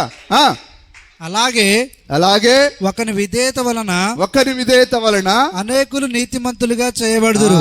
అనేకులంటే ఆదాము ద్వారా పోగొట్టుకోబడిన ఈ అనేకులే మరలా రెండో ఆదాము యొక్క విధేయత వలన వాళ్ళే తిరిగి విమోచింపబడుతున్నారు. మనం ఎవరం పోగొట్టుకునబడలేదు. రెండో ఆదాము మన కొరకు విధేయత చూపించాడు. తండ్రి నీ చిత్తమే సిద్ధించును గాక అన్నాడు ఆయన. అందుకొరకే మనం విమోచింపబడ్డాం. సంతోషంగా ఉన్నదా? హల్లెలూయా. అక్కడ ఉన్నాను కాబట్టే ఇక్కడ ఉన్నాను, అందుకే ఆత్మముద్ర పొందుకున్నాము. మేమక్కడ ఉన్నాం కాబట్టి ఇక్కడ ఉన్నాము, అందుకే ఆత్మముద్ర పొందుకున్నాము. నా ప్రియుడా, నా ప్రియుడా, నా ప్రియుడా, యేసు ప్రియుడా, నా ప్రియుడా, నా ప్రియుడా, నా ప్రియుడా, యేసు ప్రియుడా, ముద్రించావు నన్ను నీ ఆత్మ చేత విమోచన దినం వరకు. ముద్రించావు నన్ను నీ ఆత్మ చేత విమోచన దినం వరకు. Praise the lord. హల్లెలూయా. మనం ఎందుకొరకు ముద్రించబడ్డాం? ఆ విమోచన దినం కొరకు. హల్లెలూయా. మరి అందరికి అర్థమవుతున్నదా? ఏలయనగా ఒక మనిషిని అవిధేయత వలన అనేకులు పాపులుగా ఎలాగు చేయబడిరో అలాగే ఒకని విధేయత వలన అనేకులు నీతిమంతులుగా చేయబడుదురు. హల్లెలూయా. ఎందుకనగా ఆయన మరి ఎట్లాగా లోబడాలో మనకు జీవించి చూపించాడు ఆయన. అందుకొరకే ఇప్పుడు మనం కూడా ఏం చేస్తున్నాం? మన ప్రియుడి వలె మనం ప్రతి వాక్యానికి ఒబే అవుతున్నాం, ప్రతి వాక్యానికి విధేయత చూపిస్తున్నాం. హల్లెలూయా. మన ప్రియుడు తన తండ్రి చిత్తానికి ఎట్లయితే లోబడ్డాడో మనము మన ప్రియుడి యొక్క చిత్తానికి లోబడుతున్నాము. హల్లెలూయా. వింటున్నారు అందరూ? 14వ వచనం. అయినను ఆదాము చేసిన అతిక్రమమును బోలి పాపము చేయని వారి మీద కూడా ఆదాము ఏం చేశాడు? తన భార్యను కలిశాడు కాబట్టి ఆదాముకు మరణం పట్టుకున్నది. కానీ యోహాను అసలు పెళ్లి చేసుకోలేదే. మరి యోహాను ఎందుకు మరణించాడు? దీనికి జవాబు అసలు ఎవ్వడు కూడా చెప్పలేడు. ఎవడని చెప్తాడా? హేబేలు ఎందుకు హేబేలు కూడా పెళ్లి చేసుకోలేదు కదా. మరి ఆయన ఎందుకు చనిపోయాడు? పాపం వల్ల వచ్చే జీతం మరణమై ఉన్నది. పాపం అనగా ఏమిటి? లైంగికంగా జన్మించడము, నీ తల్లిదండ్రుల ద్వారా జన్మించడం. ఆదాము బోలి పాపం చేయని వారి మీద కూడా మరణం ఏలేను. హల్లెలూయా. ఆ ఏదైనా తోటలోని ప్రతి ఒక్కొక్కరిని మరణం పట్టుకున్నది. ఎందుకంటే నువ్వు ఇదిగో సెక్స్ ద్వారా పుట్టావు కాబట్టి, ఇదిగో నేను నిన్ను చంపబోతున్నాను అని దయ్యం ప్రతి ఒక్కొక్కరిని భయపెట్టుకుంటూ వచ్చింది. కానీ ఆ 2000 సంవత్సరాల క్రితము, ఓ మరణమా నీ ముల్లెక్కడా, విజయమందు మరణము మింగివేయబడెను. హల్లెలూయా. ఎంత అద్భుతమైన కార్యం ఇది. మరి నిజమేనా? ఇట్లా ఎందుకు చేయాలి సార్ అంటే, మెటీరియల్ ఆయనది, సరుకు ఆయనది. నువ్వు నేను ఎవరో? మనం కేవలం మట్టి దిబ్బెలం. మనం ఎవరు నోరెత్తి ఎందుకు సార్ ఈ స్టోరీ ఇట్లా రాసినావు, మేమెందుకు ఈ గుడిసెలలో ఉండాలా, ఎందుకు కంట్రోల్ బియ్యం తినాలా, మేమెందుకు ఈ బాధలు పడాలంటే ఆయన మహిమ కొరకు తయారు చేసుకున్నాడు ఆయన. నీదేం పోయింది? నిన్ను రక్షిస్తారు. ఆయనే వచ్చి చనిపోయాడు కదా. ఆయనే సమస్తం నీ కొరకు చేస్తున్నాడు ఆయన. నువ్వు జస్ట్ ఆ ప్రభువా నీ స్టోరీ బాగుందని ఆయన స్తుతించుకుంటూ వెళ్ళిపో. దేవుడు నిన్ను దీవిస్తాడు. 14వ వచనం. అయినను ఆదాము చేసిన అతిక్రమమును పోలి పాపము చేయని వారి మీద కూడా ఆదాము మొదలుకొని మోసే వరకు మరణమేలెను. ఆదాము రాబోవానికి గుర్తై ఉండెను. హల్లెలూయా.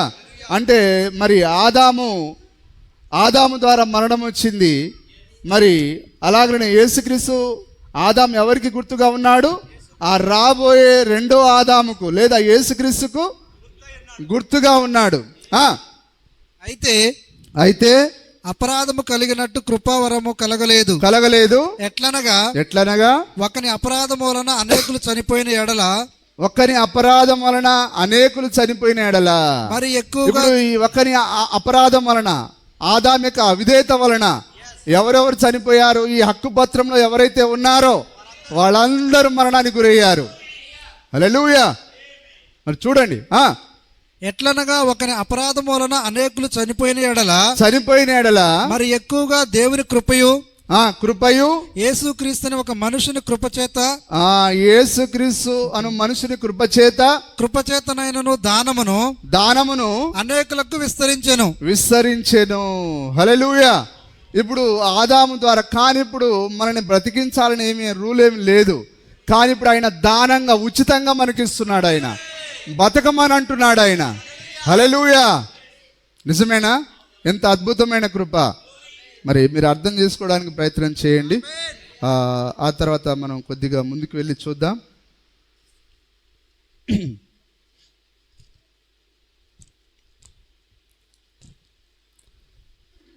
రోమా పత్రిక 8వ అధ్యాయం. రోమా పత్రిక 8వ అధ్యాయము 29 నుంచి చదువుదాం. ఎందుకనగా తన కుమారుడు అనేక సహోదరులలో జ్యేష్ఠుడగునట్లు ఎవరి అనేక సహోదరులు చెప్పండి? హక్కు పత్రంలో ఉన్నవారు, గొర్రెపిల్ల వారే కదా అనేకులు అంటే మనం చదువుకున్నది. ఆమేన్. జ్యేష్ఠుడగునట్లు దేవుడు ఎవరిని ముందుగా ఎరిగెను.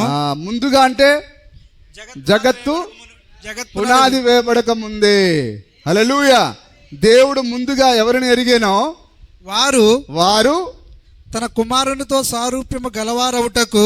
కుమారుని యొక్క సారూప్యం ఏంటిది? వాక్యమే ఆయన సారూప్యం. హల్లెలూయా.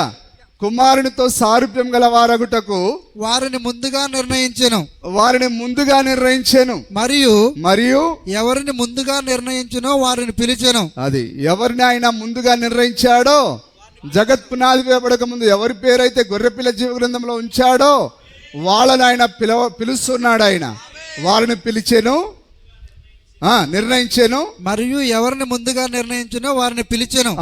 ఎవరినైతే ముందుగా నిర్ణయించాడు ఇప్పుడు వాళ్ళని ఏం చేస్తున్నాడు? ఆ గడియ వర్తమానంలోనికి పిలుస్తున్నాడు. ఏదో చర్చికి పిలవడం కాదు, ఆ గడియ వర్తమానంలోనికి పిలుచుట.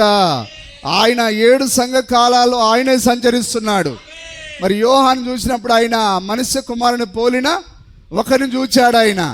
హల్లెలూయా. మరి జాగ్రత్తగా గమనించండి. మరియు ఎవరిని ముందుగా నిర్ణయించునో వారిని పిలిచెను. ఎవరిని పిలిచెనో వారిని నీతిమంతులుగా తీర్చెను. ఎవరిని పిలుస్తున్నాడో వాళ్ళని ఏం చేస్తున్నాడు? ఆయన నీతిమంతులుగా తీరుస్తున్నాడు. కాబట్టి మనల్ని ఆయన ఎఫెసు సంఘ కాలంలో పిలవలేదు, కానీ ఆయన ఈ చివరి లవోదిక కాలంలో పిలిచాడు. ఆయన మొదటి సంఘ కాలంలో పిలిచిన వారిని ఆయన ఆ కాలపు వర్తమానంతో నీతిమంతులుగా తీర్చాడు. రెండో సంఘ కాలంలో పిలిచిన వారిని ఆ కాలపు వర్తమానంతో నీతిమంతులుగా తీర్చాడు. నిజమేనా? మరి అందుకొరకు ఆయన యెరూషలేమును ఆయన దర్శించినప్పుడు, ఈ దినమును నీవు ఈ సమాధాన సంబంధమైన సంగతులు ఎరిగినా నీకెంతో మేలు, కానీ నీ కళ్ళకి ఇప్పుడు అవి మరుగు చేయబడి ఉన్నవి. హల్లెలూయా. కాబట్టి ఆ గడియ వర్తమానము నీకు బయలుపరచడం అనేది చాలా ప్రాముఖ్యమైన కార్యం. బయలుపరచబడడం అనేది చాలా ప్రాముఖ్యమైన కార్యం. కాబట్టి ఈ గడియ వర్తమానంలో ఆయన సంచరిస్తున్నప్పుడు నీవు ఆయనను కనుగొనుట, నేను కనుగొనలేదు, కానీ ఆయనే మనల్ని పిలిచాడు. ఈ గడియ వర్తమానానికి ఆయనే మనల్ని అర్హులుగా ఎంచాడు. హల్లెలూయా. ఎవరిని పిలిచినో వారిని నీతిమంతులుగా తీర్చెను. ఎవరిని నీతిమంతులుగా తీర్చెనో వారిని మహిమపరిచెను. హల్లెలూయా. అందుకొరకు ఇప్పుడు మనము వర్తమానం ద్వారా గుర్తించబడుతున్నాం. మనము వర్తమానము చెందిన వారమని మనం చెప్పుకుంటున్నాం. మహిమపరచబడుట అనగా అదే బయలుపరచుట, ప్రత్యక్షపరచుట. ఇదిగో జగత్ పునాది వేయబడక ముందు నేను వీరిని ఎన్నుకున్నానని ఈ వర్తమానం నుంచి ఆయన మనల్ని రుజువుపరుస్తున్నాడు ఆయన. హల్లెలూయా. అందరు గ్రహిస్తున్నారా? సరే, ఓకే, చదవండి. అయిపోయిందా? ఆ తర్వాత మనం హెబ్రీలకు రాసిన పత్రిక 2వ అధ్యాయం, హెబ్రీ పత్రిక 2వ అధ్యాయం 13 నుంచి 15 నిమిషాలు చదువుదాం. హెబ్రీలకు రాసిన పత్రిక. నేను ఆయనను నమ్ముకొని ఉందును అనియు ఇదిగో నేనును దేవుడు నాకిచ్చిన పిల్లలను అనియు చెప్పుచున్నాడు. హల్లెలూయా. మరి తండ్రి ఆ యొక్క హక్కు పత్రాన్ని ఎవరికి ఇచ్చాడు? కుమారునికి ఇచ్చాడు. పిల్లలంటే హక్కుపత్రమే సార్. పత్రంలో ఏవో ఆస్తులు గీస్తులు ఏమి లేవు. బుర్ర ఉపయోగిస్తున్నారా? ఇక గొర్రెపిల్ల జీవగ్రంథం ఆదాముకి ఇవ్వబడినప్పుడు అందులో ఏంటిది ఉన్నది? మనమందరం అందులో ఉన్నాం. మనందరినీ ఆ భూమి మీద నింపాల ఆదాము, కానీ దాన్ని పోగొట్టుకున్నాడు ఆయన. ఇప్పుడు అది ఎవరి చేతికి ఇవ్వబడింది? యేసుక్రీస్తు చేతికి ఇవ్వబడింది. నిజమేనా?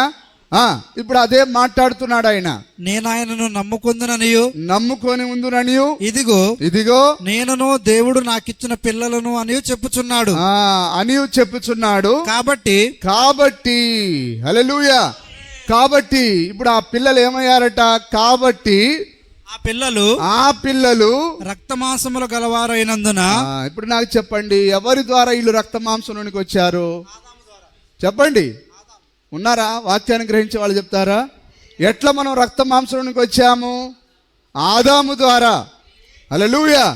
కాబట్టి ఆ యొక్క వాక్యంగా ఉండవలసిన బిడ్డలు, ఆ థియోఫరీలో ఉండవలసిన బిడ్డలు, ఆ యొక్క భూమిపైన రాజులుగా ఉండవలసిన బిడ్డలు ఇప్పుడు ఏమయ్యారు? లైంగిక కార్యం ద్వారా వారు రక్త మాంసములు గలవారైనందున. హల్లెలూయా. వింటున్నారా? చదవండి. కాబట్టి ఆ పిల్లలు రక్తమాంసములు గలవారైనందున ఆ ప్రకారమే మరణము యొక్క బలము గలవానని, ఆ మరణం యొక్క బలం గలవారని అనగా అపవాదిని మరణము ద్వారా నశింపజేయుటకును జీవిత కాలమంతయు మరణ భయము చేత. ఈ శరీరంలో ఉన్నన్ని రోజులు మనం మరణానికి భయపడుతున్నాం. కాబట్టి ఇప్పుడు ఆయన ఏం చేశాడు? ఆ యొక్క శరీరంలోనికి దిగి వచ్చి చదవండి. అపవాదిని మరణం ద్వారా నశింపజేయుటకును జీవిత కాలమంతయు మరణ భయం చేత దాస్యమునకు లోబడిన వారిని విడిపించుటకును ఆయన కూడా రక్త మాంసములలో పాలివాడాయను. అది సార్, ఆయన బిడ్డలు రక్త మాంసంలో పాలివయ్యారు కాబట్టి వాళ్ళను మరలా తిరిగి విమోచించేదానికి ఆయన కూడా రక్త మాంసంలో పాలివాడయ్యాడు ఆయన. కానీ వీళ్ళేమంటారు? ఆయన ప్రతి సంవత్సరం చంపేస్తాం, ప్రతి సంవత్సరం ఆయన మేము బతికిస్తాం. బాలయేసు 33.5 సంవత్సరాల యేసు. ఇక రెండే వాళ్ళకి తెలిసింది. క్రిస్మస్ వచ్చిందంటేనే బాలయేసుని ఎత్తుకుంటారు. గుడ్ ఫ్రైడే, మార్చి వచ్చిందంటే, ఏప్రిల్ వచ్చిందంటే మళ్ళీ ఆయనకి 33.5 సంవత్సరాలు వస్తుంది, సిలువ వేసేస్తారు. కానీ దాని కొరకు కాదు ఇది. ఆ పిల్లలు రక్త మాంసములు గలవారైనందున ఆదాము చేతికి ఇవ్వబడిన ఆ యొక్క హక్కు పత్రంలోని బిడ్డలు, వారి భూమి యొక్క రాజులు. హల్లెలూయా. ఎవరు మనం? ఈ సృష్టికే రాజులం. ఏం పాట సార్ అది? ఎత్తబడుచున్న మీరు మర్మమయ్యుందురు, సిద్ధపడి ఉన్న మీరు సృష్టికే రాజులు, ఎత్తబడుచున్న మీరు మర్మమయ్యుందురు, సిద్ధపడి ఉన్న మీరు సృష్టికే రాజులు. నమ్ముతున్నారా? మనం ఎవరం? 1000 ఏళ్ల పరిపాలనలో మనం రాజులం. రాజులుగా ఈ భూమిని ఏలబోతున్నాం. ఆదాము ద్వారా మనం ఏలవలసి ఉండే, కానీ మొదటి ఆదాము మనల్ని పాపానికి అమ్మేశాడు. రెండో ఆదాము వచ్చి మనల్ని మరలా రాజులుగా చేయబోతున్నాడు. మనం పోగొట్టుకున్న స్వాస్థ్యాన్ని మరలా మనం పొందుకొనబోతున్నాం. హల్లెలూయా. ఏలయనగా ఆయన ఎంత మాత్రము దేవదూతల స్వభావమును ధరించుకొనక అబ్రహాము సంతాన స్వభావమును ధరించుకొని ఉన్నాడు. హల్లెలూయా. ఎందుకొరకు? మనల్ని విమోచించేదానికి, మరలా మనం ఎక్కడి నుంచి అయితే పడిపోయామో ఆ స్థానానికి తీసుకొని పోయేదానికి. కానీ ఈ స్టోరీ సంఘశాఖలకి ఏమాత్రం అర్థం కాలే. మరి ఈ శరీరం ఎట్లా వచ్చిందో మనకు పాపం అంటారే తప్ప ఆజ్ఞ అతిక్రమమే పాపము. పాపం వలన వచ్చు జీతం మరణము, అంతే అంటారే తప్ప అసలు ఎట్లా వచ్చింది సార్ పాపం? అసలు పాపం అంటే ఏంటిది? ఆజ్ఞ అంటే ఏంటిది? ఏం ఆజ్ఞను అతిక్రమించారంటే నో ఆన్సర్. పాపం అంటే ఏంటిదా పాపం? హల్లెలూయా. మరి ట్యాబ్లెట్ షాపుకు పోయి ట్యాబ్లెట్ ఇవ్వండి సార్ అంటే ఏ ట్యాబ్లెట్ ఇవ్వాలా? షుగర్దా, బీపీదా, జ్వరానిదా, దగ్గుదా? ఏమి ఇవ్వాలా? దాని పేరు లేదా? పాపం అంటున్నావే కానీ ఆదాము అతిక్రమించాడు అంటున్నావు కానీ మరి ఆదాము ఏం అతిక్రమించాడు, ఏం చేశాడు ఆయన? హల్లెలూయా. కానీ ఇప్పటికీ ఏమంటున్నారు వీళ్ళు, ప్రవక్త మరి టోపీని ధరిస్తాడు కాబట్టి ఒకడు వాడెంత దుష్టుడంటే విలియం బ్రెనాము పిట్టల దొరట. మీ పిట్టల దొరకు 7 ముద్రలకు ఏం సంబంధం అని ఒకడు కామెంట్ పెట్టిండు. అయితే నేను పెట్టాను, నువ్వు ఎవడివో తెలుసా, ఎలీషా కాలంలో బోడివాడ ఎక్కిపోమని అన్నావే, అదే ఆత్మ నీలో పనిచేస్తున్నది అని నేను పెట్టాను. హల్లెలూయా. ఎంత దీనుడు ఆయన, ఎంత గొప్ప ప్రవక్త ఆయన. హల్లెలూయా. ఆ దీన ప్రవక్తను బట్టి దేవుని నామం స్తుతించబడును గాక. ఆ ప్రవక్త ద్వారానే దేవుడు, అతడు ఎంత దీనుడైతే ఇన్ని మర్మాలు బయటికి రావాలంటే దీనుడు మాత్రమే ఉపయోగపడతాడు. హల్లెలూయా. మరి మోసే, దేవుడు మోసేని నలగొట్టి భార్య ద్వారా ట్రైనింగ్ ఇచ్చి, హల్లెలూయా, మోసేను ఇతర దీనుడిగా మారడానికి గల కారణం ఏంటిదనంటే, అయ్యా ఇందులో ప్రాముఖ్యమైన ఆ అర్హత నా భార్యకు రావాలి, ఎందుకనగా ఆమె చేయబట్టే నేను ఇట్లా దీనుడిగా మారాను. మరి అందుకొరకే పాస్టర్లు అంటూ ఉంటారు, అయ్యా నా యొక్క సేవలో మరి నేను విజయం సాధించడానికి వెనకాల నా భార్య ఉన్నది, నా కుటుంబం ఉన్నది, నా సంఘం ఉన్నది. ప్రతి పురుషుని విజయం వెనకాల ఒక స్త్రీ ఉంటుంది. అలాగనే మోసే కోపం వచ్చినప్పుడల్లా, అంతకుముందు కోపం వస్తే ఒక్కని వేస్తే ఒక్క దెబ్బకే, భారతీయుడి సినిమాలో కమల్ హాసన్ కనుక ఒక్క ఏలుతో కొడితే చచ్చిండో లేదో మనకు తెలియదు, కానీ ఈయన కొడితే మాత్రం ఖచ్చితంగా ఒక్క ఏలు గుచ్చితే దెబ్బకు చచ్చిపోయిండు వాడు. ఎందుకంటే ఐగుప్తు యొక్క సకల విద్యలు నేర్చినవాడు. ఆ కాలంలో ఈ కరాటే కుంఫు ఏమి పనికిరాదండి. అవి వాళ్ళు తిన్న తిండి ఒక్క ఏలు గనక మన పొట్టలో గుచ్చితే దెబ్బకు మనం అవుట్. అట్లాంటి కళలో ఆరితేరిన వాడు ఆయన. కానీ భార్య దగ్గరికి వచ్చేసరికి పొయ్యి గోడ గుద్దుతున్నాడు, టేబుల్ గుద్దుతున్నాడు. ఇప్పుడు దేవుడు నీకు అట్లే ఉండాలిరా, లేకపోతే బలం ద్వారా నీవు విమోచన చేద్దాం అనుకున్నావు. హల్లెలూయా. కాబట్టి ఆయనకు అర్థమైపోయింది, అవును దీనత్వం ఉంటేనే నేను పనికి వస్తాను. నీవు దీనుడిగా మారడానికి గల కారణం ఏంటంటే, సార్ బహుమానం ఏదైనా ఇవ్వాలంటే నా భార్యకి ఇవ్వండి అంటాడా లేదా? ఖచ్చితంగా. కాబట్టి సహోదరుడా, నీకు పరిస్థితులు వ్యతిరేకంగా ఉన్నాయంటే అది నిన్ను దీనుడిగా మార్చేదానికే, నీలో నా కోపాన్ని తీసివేసేదానికే, నిన్ను ఆ మోసేవలే మార్చేదానికే. నీవు విమోచింపబడాలంటే నీవు దీనుడిగా మారాలి.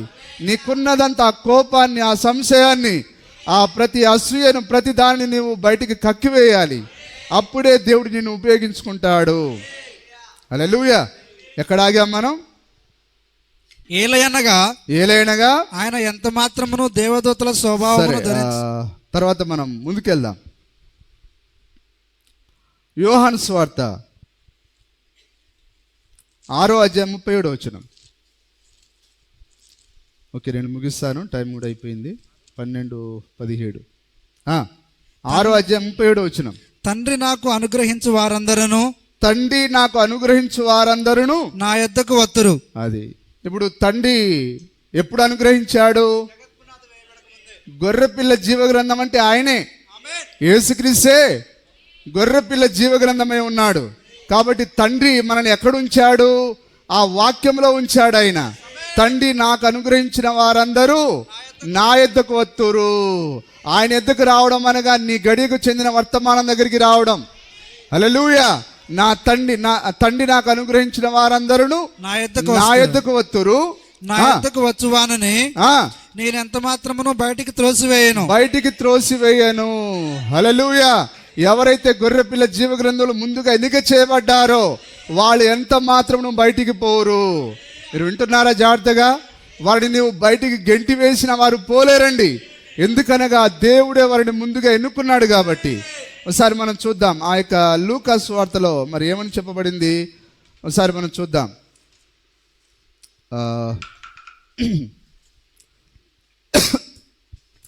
19వ అధ్యాయం 10వ వచనం. అదేనా?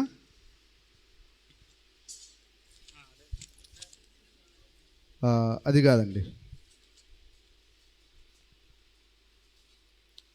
ఓకే, లూకా సువార్త 10వ అధ్యాయము 17 నుంచి 20 వరకు చదవండి. ఆ 70 మంది శిష్యులు సంతోషంతో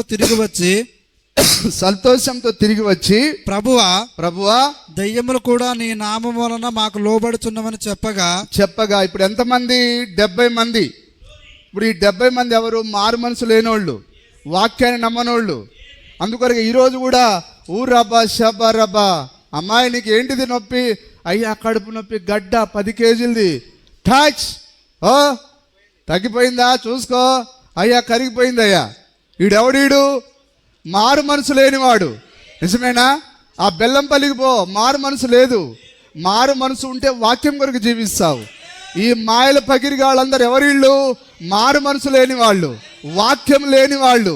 ఈ 70 మంది కూడా ఇప్పుడు మారు మనసు కానీ పశ్చాత్తాపం కానీ లేదు వాళ్ళకి. కానీ ప్రభు దగ్గరికి వచ్చి అయ్యా నీ నామములో దయ్యాలు పోతున్నాయి అన్నారా? హల్లెలూయా. ఆ 70 మంది శిష్యులు సంతోషంతో తిరిగి వచ్చి ప్రభువా దయ్యములు కూడా నీ నామం వలన మాకు లోబడుచున్నవని చెప్పగా ఎట్లా లోబడుతున్నాయి? నామం వలన. వాళ్ళ దగ్గర, నీ దగ్గర, నా దగ్గర ఏం లేదండి. నామాన్ని బట్టే దయ్యాలు వణుకుతున్నాయి. కానీ ప్రజలు ఎట్లా గుడ్డిగా నమ్ముతున్నారు? అయ్యగారి దగ్గరికి పోతేనే వాడి దగ్గర ఏముంది? వాడు బూడిదే, వాడు ఉట్టి రొచ్చు పాపం, వాడి దగ్గర ఏముంది? బూడిదే తప్ప. కానీ వాడు ఒక దాన్ని ఉపయోగిస్తున్నాడు, అదే దయ్యాలు భయపడే నామం, యేసుక్రీస్తు నామం. హల్లెలూయా. అందుకొరకు వాళ్ళు పాట రాసుకున్నారు, యేసయ్య నామంలో శక్తి ఉన్నదయ్యా, యేసయ్య నామంలో.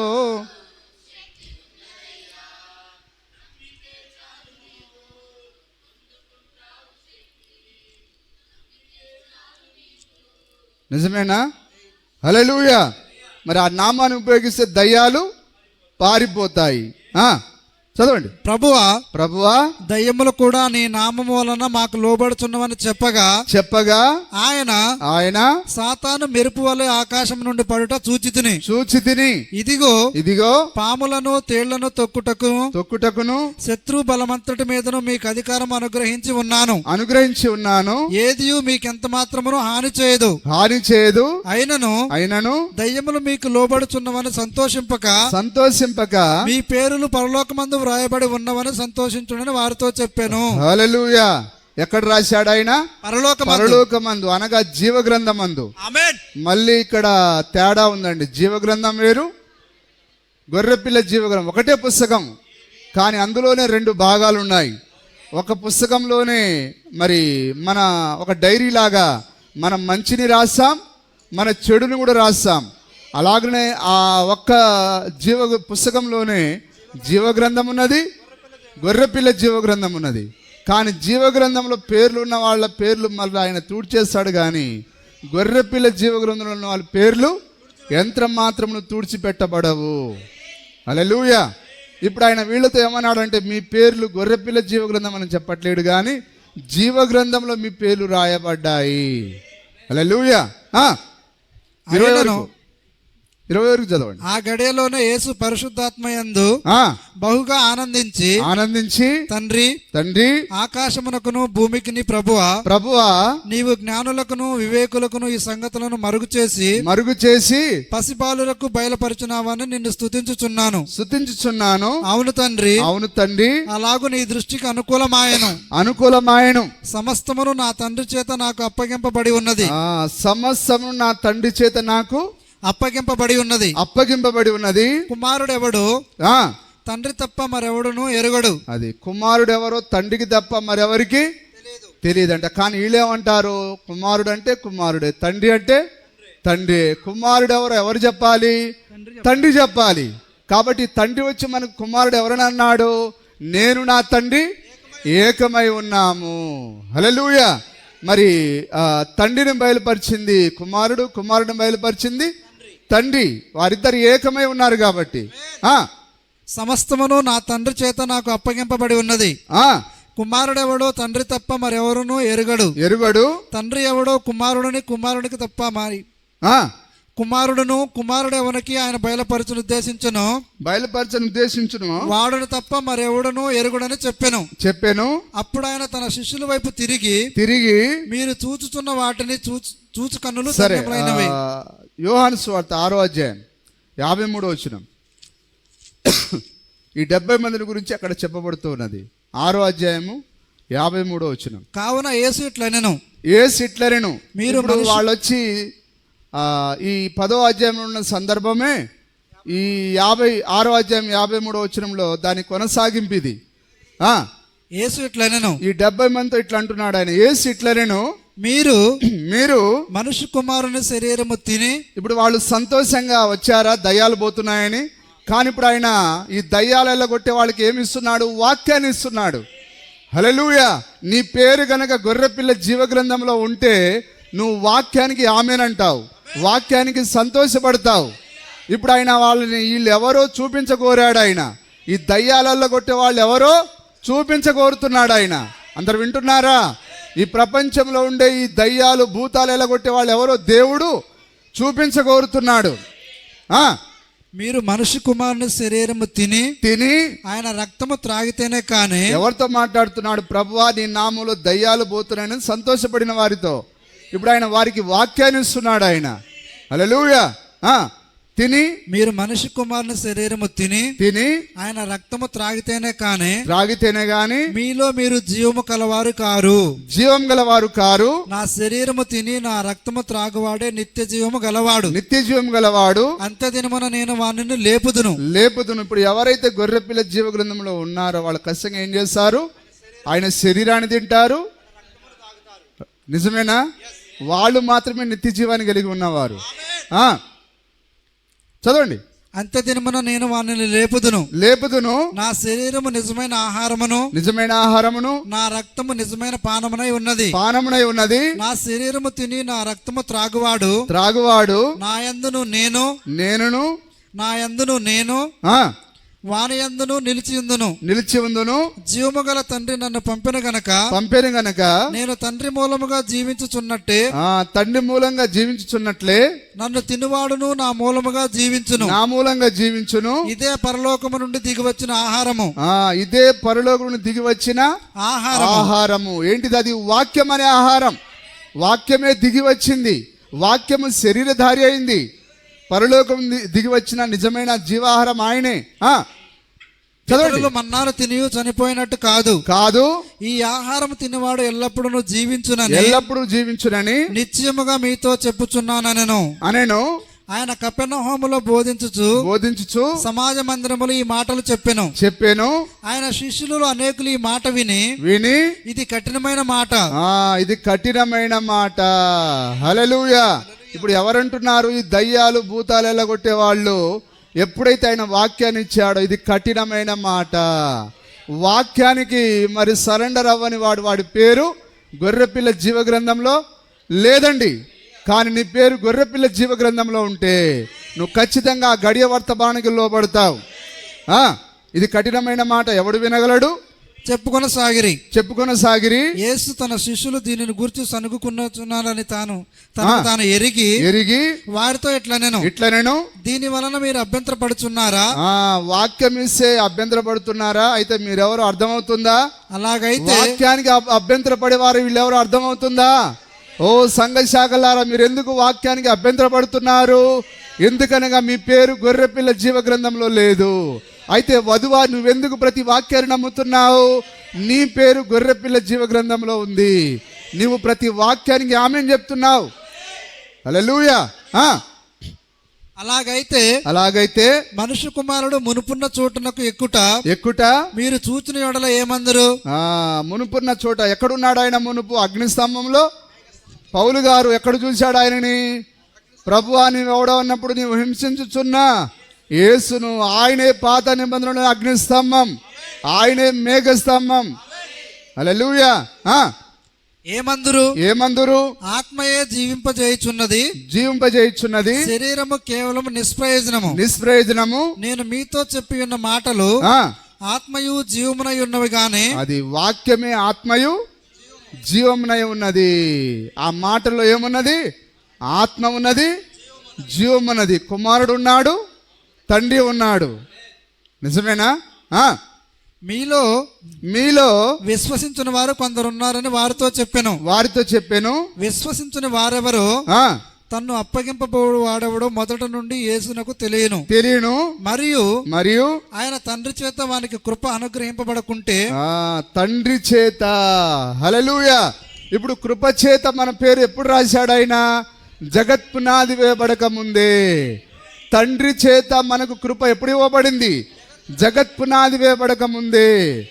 ఇప్పుడు ఆయన గొర్రెపిల్ల జీవ గ్రంథాన్ని గురించి మాట్లాడుతున్నాడు. ఆయన ఈ సందర్భంలో దేని గురించి మాట్లాడుతున్నాడు? గొర్రెపిల్ల జీవ గ్రంథం గురించి మాట్లాడుతున్నాడు. తండ్రి చేత ఏ వ్యక్తికైనా కృప లేకపోతే వాడు వాక్యంలో నిలబడలేవడు. ఏం సార్, అర్థం కావట్లే? హల్లెలూయా. నువ్వు వాక్యంలో నిలబడాలంటే నువ్వు ముందుగానే తండ్రి చేత నీవు నిర్ణయించబడి ఉండాలి. నీ పేరు గొర్రెపిల్ల జీవ గ్రంథంలో ఆయన రాసి ఉండాలి. ఆయన అప్పుడే నువ్వు వాక్యంతో నిలబడతావు. చదవండి. మరియు ఆయన తండ్రి చేత వానికి కృప అనుగ్రహింపబడకుంటే ఎవడను నా ఎద్దుకు రాలేడని ఈ హేతువును బట్టి. ఆయన ఎద్దుకు రావడం అనగా ఆ గడియ వర్తమానంలోనికి రావడం. ఆయన ఎవరై ఉన్నాడు? ఆ గడియకు చెందిన వర్తమానమై ఉన్నాడు. నా ఎద్దుకు రాలేడని మీతో నిశ్చయంగా చెప్పుచున్నాను అనెను.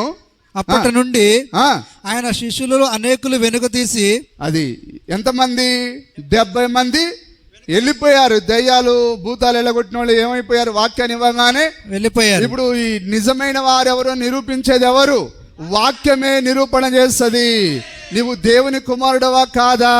నీ పేరు గొర్రెపిల్ల జీవ గ్రంథంలో ఉందా లేదా?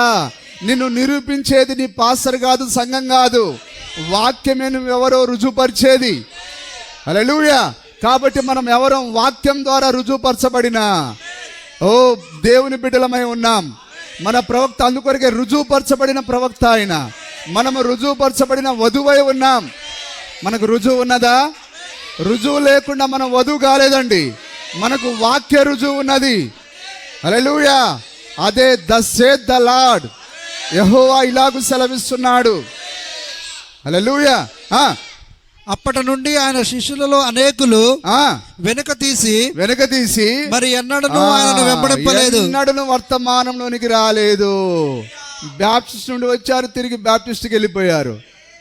పెంతెకోస్తు నుంచి వచ్చారు, తిరిగి పెంతెకోస్తుకి వెళ్ళిపోయారు. క్యాథలిక్ నుండి వచ్చారు, తిరిగి క్యాథలిక్కి వెళ్ళిపోయారు. నిజమేనా సార్? ఒక జాలరి వల వేసినప్పుడు అందులో తాబేళ్లు, నీటి పాములు, సాలీళ్ళు అన్ని పడతాయి.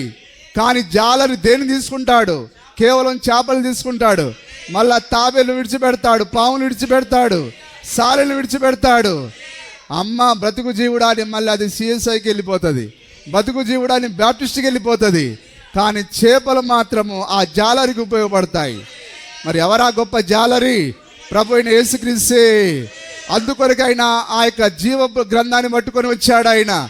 ఆయన నడుస్తూ ఆంధ్రేయ దగ్గరికి వచ్చాడు. ఆయన ఆంధ్రేయ నేనెవరో తెలుసా అని చెప్పుకోలేదు ఆయన. హల్లెలూయా. ఫాలో మీ అన్నాడు ఆయన. ఆంధ్రేయ జస్ట్ ఆయన వలని విడిచిపెట్టి వెంబడిస్తూ ఉన్నాడు. ఆయన పేతురుతో అన్నాడు, పేతురు నన్ను వెంబడించమన్నాడు.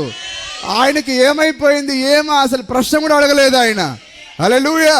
ఆ తర్వాత ఆయన నేరుగా చాలా మంది వేశ్యలు ఉన్నారు కానీ ఆ సమరే బావి దగ్గరికి పోయి కూర్చున్నాడు. ఆయన ఇదిగో నీ భర్త పలానాయన నీవు ఉంచుకో, ఇప్పుడు వాడు కూడా నీ భర్త కాడు.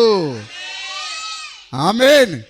ఆ గొర్రెపిల్ల జీవ గ్రంథంలో ఉన్న ఆ విత్తనానికి ఏమైంది? ఆ ఎండ ఎప్పుడైతే తగిలిందో, ఆ జీవం ఎప్పుడైతే తగిలిందో, ఆయన హక్కుదారుడు కాబట్టి నేరుగా తన యొక్క ఆ యొక్క విత్తనం దగ్గరికి వచ్చాడు. ఆయన దేవుని నామానికి మహిమ కలుగును గాక. నశించిన దానిని వెతికి రక్షించడానికి వచ్చాడు ఆయన. హల్లెలూయా. అందుకొరకే మనం ఏమయ్యాం? ఆదాము ద్వారా నశించాం. ఆయన మనల్ని వెతుక్కుంటూ వచ్చాడు. ఆయన మరలా మనల్ని విమోచించేదానికి. అందరు వింటున్నారా? చదవండి సార్. కాబట్టి యేసు మీరు కూడా వెళ్ళిపోవాలని ఉన్నారా అని 12 మందిని అడగగా, ఈ 12 మంది ఎవరు? నేను మిమ్మల్ని ఏర్పరచుకొనలేదా? 70 మంది వెళ్ళిపోగానే సార్ ఆ మర్మం ఏదో చెప్తేనే ఉంటాం సార్, మేము అట్లా అనలేదు. మర్మం అర్థం అయినా కాకపోయినా, హల్లెలూయా, అప్పుడు ఆయన ఈ ఏర్పాట్లో ఉన్న వాళ్ళని అడుగుతున్నాడు, మీరు కూడా వెళ్ళిపోతారా మరి? ఎల్లగొట్టినా కానీ పోరు సార్ వీళ్ళు. ఎందుకంటే వాళ్ళ పేర్లు ఆయన రాసేసాడు. ఆయన తండ్రి రాసిన తర్వాత కుమారుడు ఎల్లగొట్టిన వాళ్ళు ఎక్కడికి పోలేరు. మీరు కూడా వెళ్ళిపోవాలని ఉన్నారా అని 12 మందిని అడగగా సీమోను పేతురు ప్రభువా ఎవరి వద్దకు వెళ్ళుదుము? మేము ఎక్కడికి వెళ్ళాలి? సతీష్ అన్న దగ్గరికి వెళ్తామా? లేకపోతే ప్రవీణ్ అన్న దగ్గరికి వెళ్తామా? స్టీఫెన్ అన్న దగ్గరికి వెళ్తామా? లేకపోతే గర్జించు సింహమైన సుందర అన్న దగ్గరికి పోతామా? అయ్యా వాళ్ళ దగ్గర మాకేమున్నది? బూడిద తప్ప. హల్లెలూయా. అయ్యా నీవే నిత్య చూపు మాటలు గలవాడవు ప్రభువా. నీవు మాకు అర్థమైనా కాకపోయినా, నీవు మాకు ఏది చెప్పకపోయినా, నీవే నిత్య చూపు మాటలు గలవాడవు ప్రభువా. మేము ఎక్కడికి వెళ్ళగలం? అది సార్ ఏర్పాట్లో ఉన్నవాడు పలికే మాటలు. కాబట్టి నా తండ్రి నాకు అనుగ్రహించిన వారిని నేను ఎంత మాత్రం వెళ్ళగొట్టను అన్నాడు ఆయన. అందుకే పేతురు ఏమంటున్నాడు, ప్రభువా మేము ఎక్కడికి వెళ్ళగలం? సీమోను పేతురు ప్రభువా ఎవరి వద్దకు వెళ్ళుదుము? నీవే నిత్య జీవపు మాటలు గలవాడవు నీవే దేవుని పరిశుద్ధుడు అని మేము విశ్వసించి ఎరిగి ఉన్నామని ఆయనతో చెప్పాను. మీరు ఎరిగారా? ఈ వర్తమానమే మరి రుజువు చేయబడిన వర్తమానం అని మీరందరూ గ్రహించారా? మనమందరం జగత్ పునాది వేయబడక ముందే నిర్ణయించబడ్డామని నమ్ముతున్నారా? హల్లెలూయా. సరే, ఇంకా చాలా కార్యాలు ఉన్నాయి. మరి దేవుడు ఈ మాటలను మన హృదయంలో ఫలింపజేయునుగాక.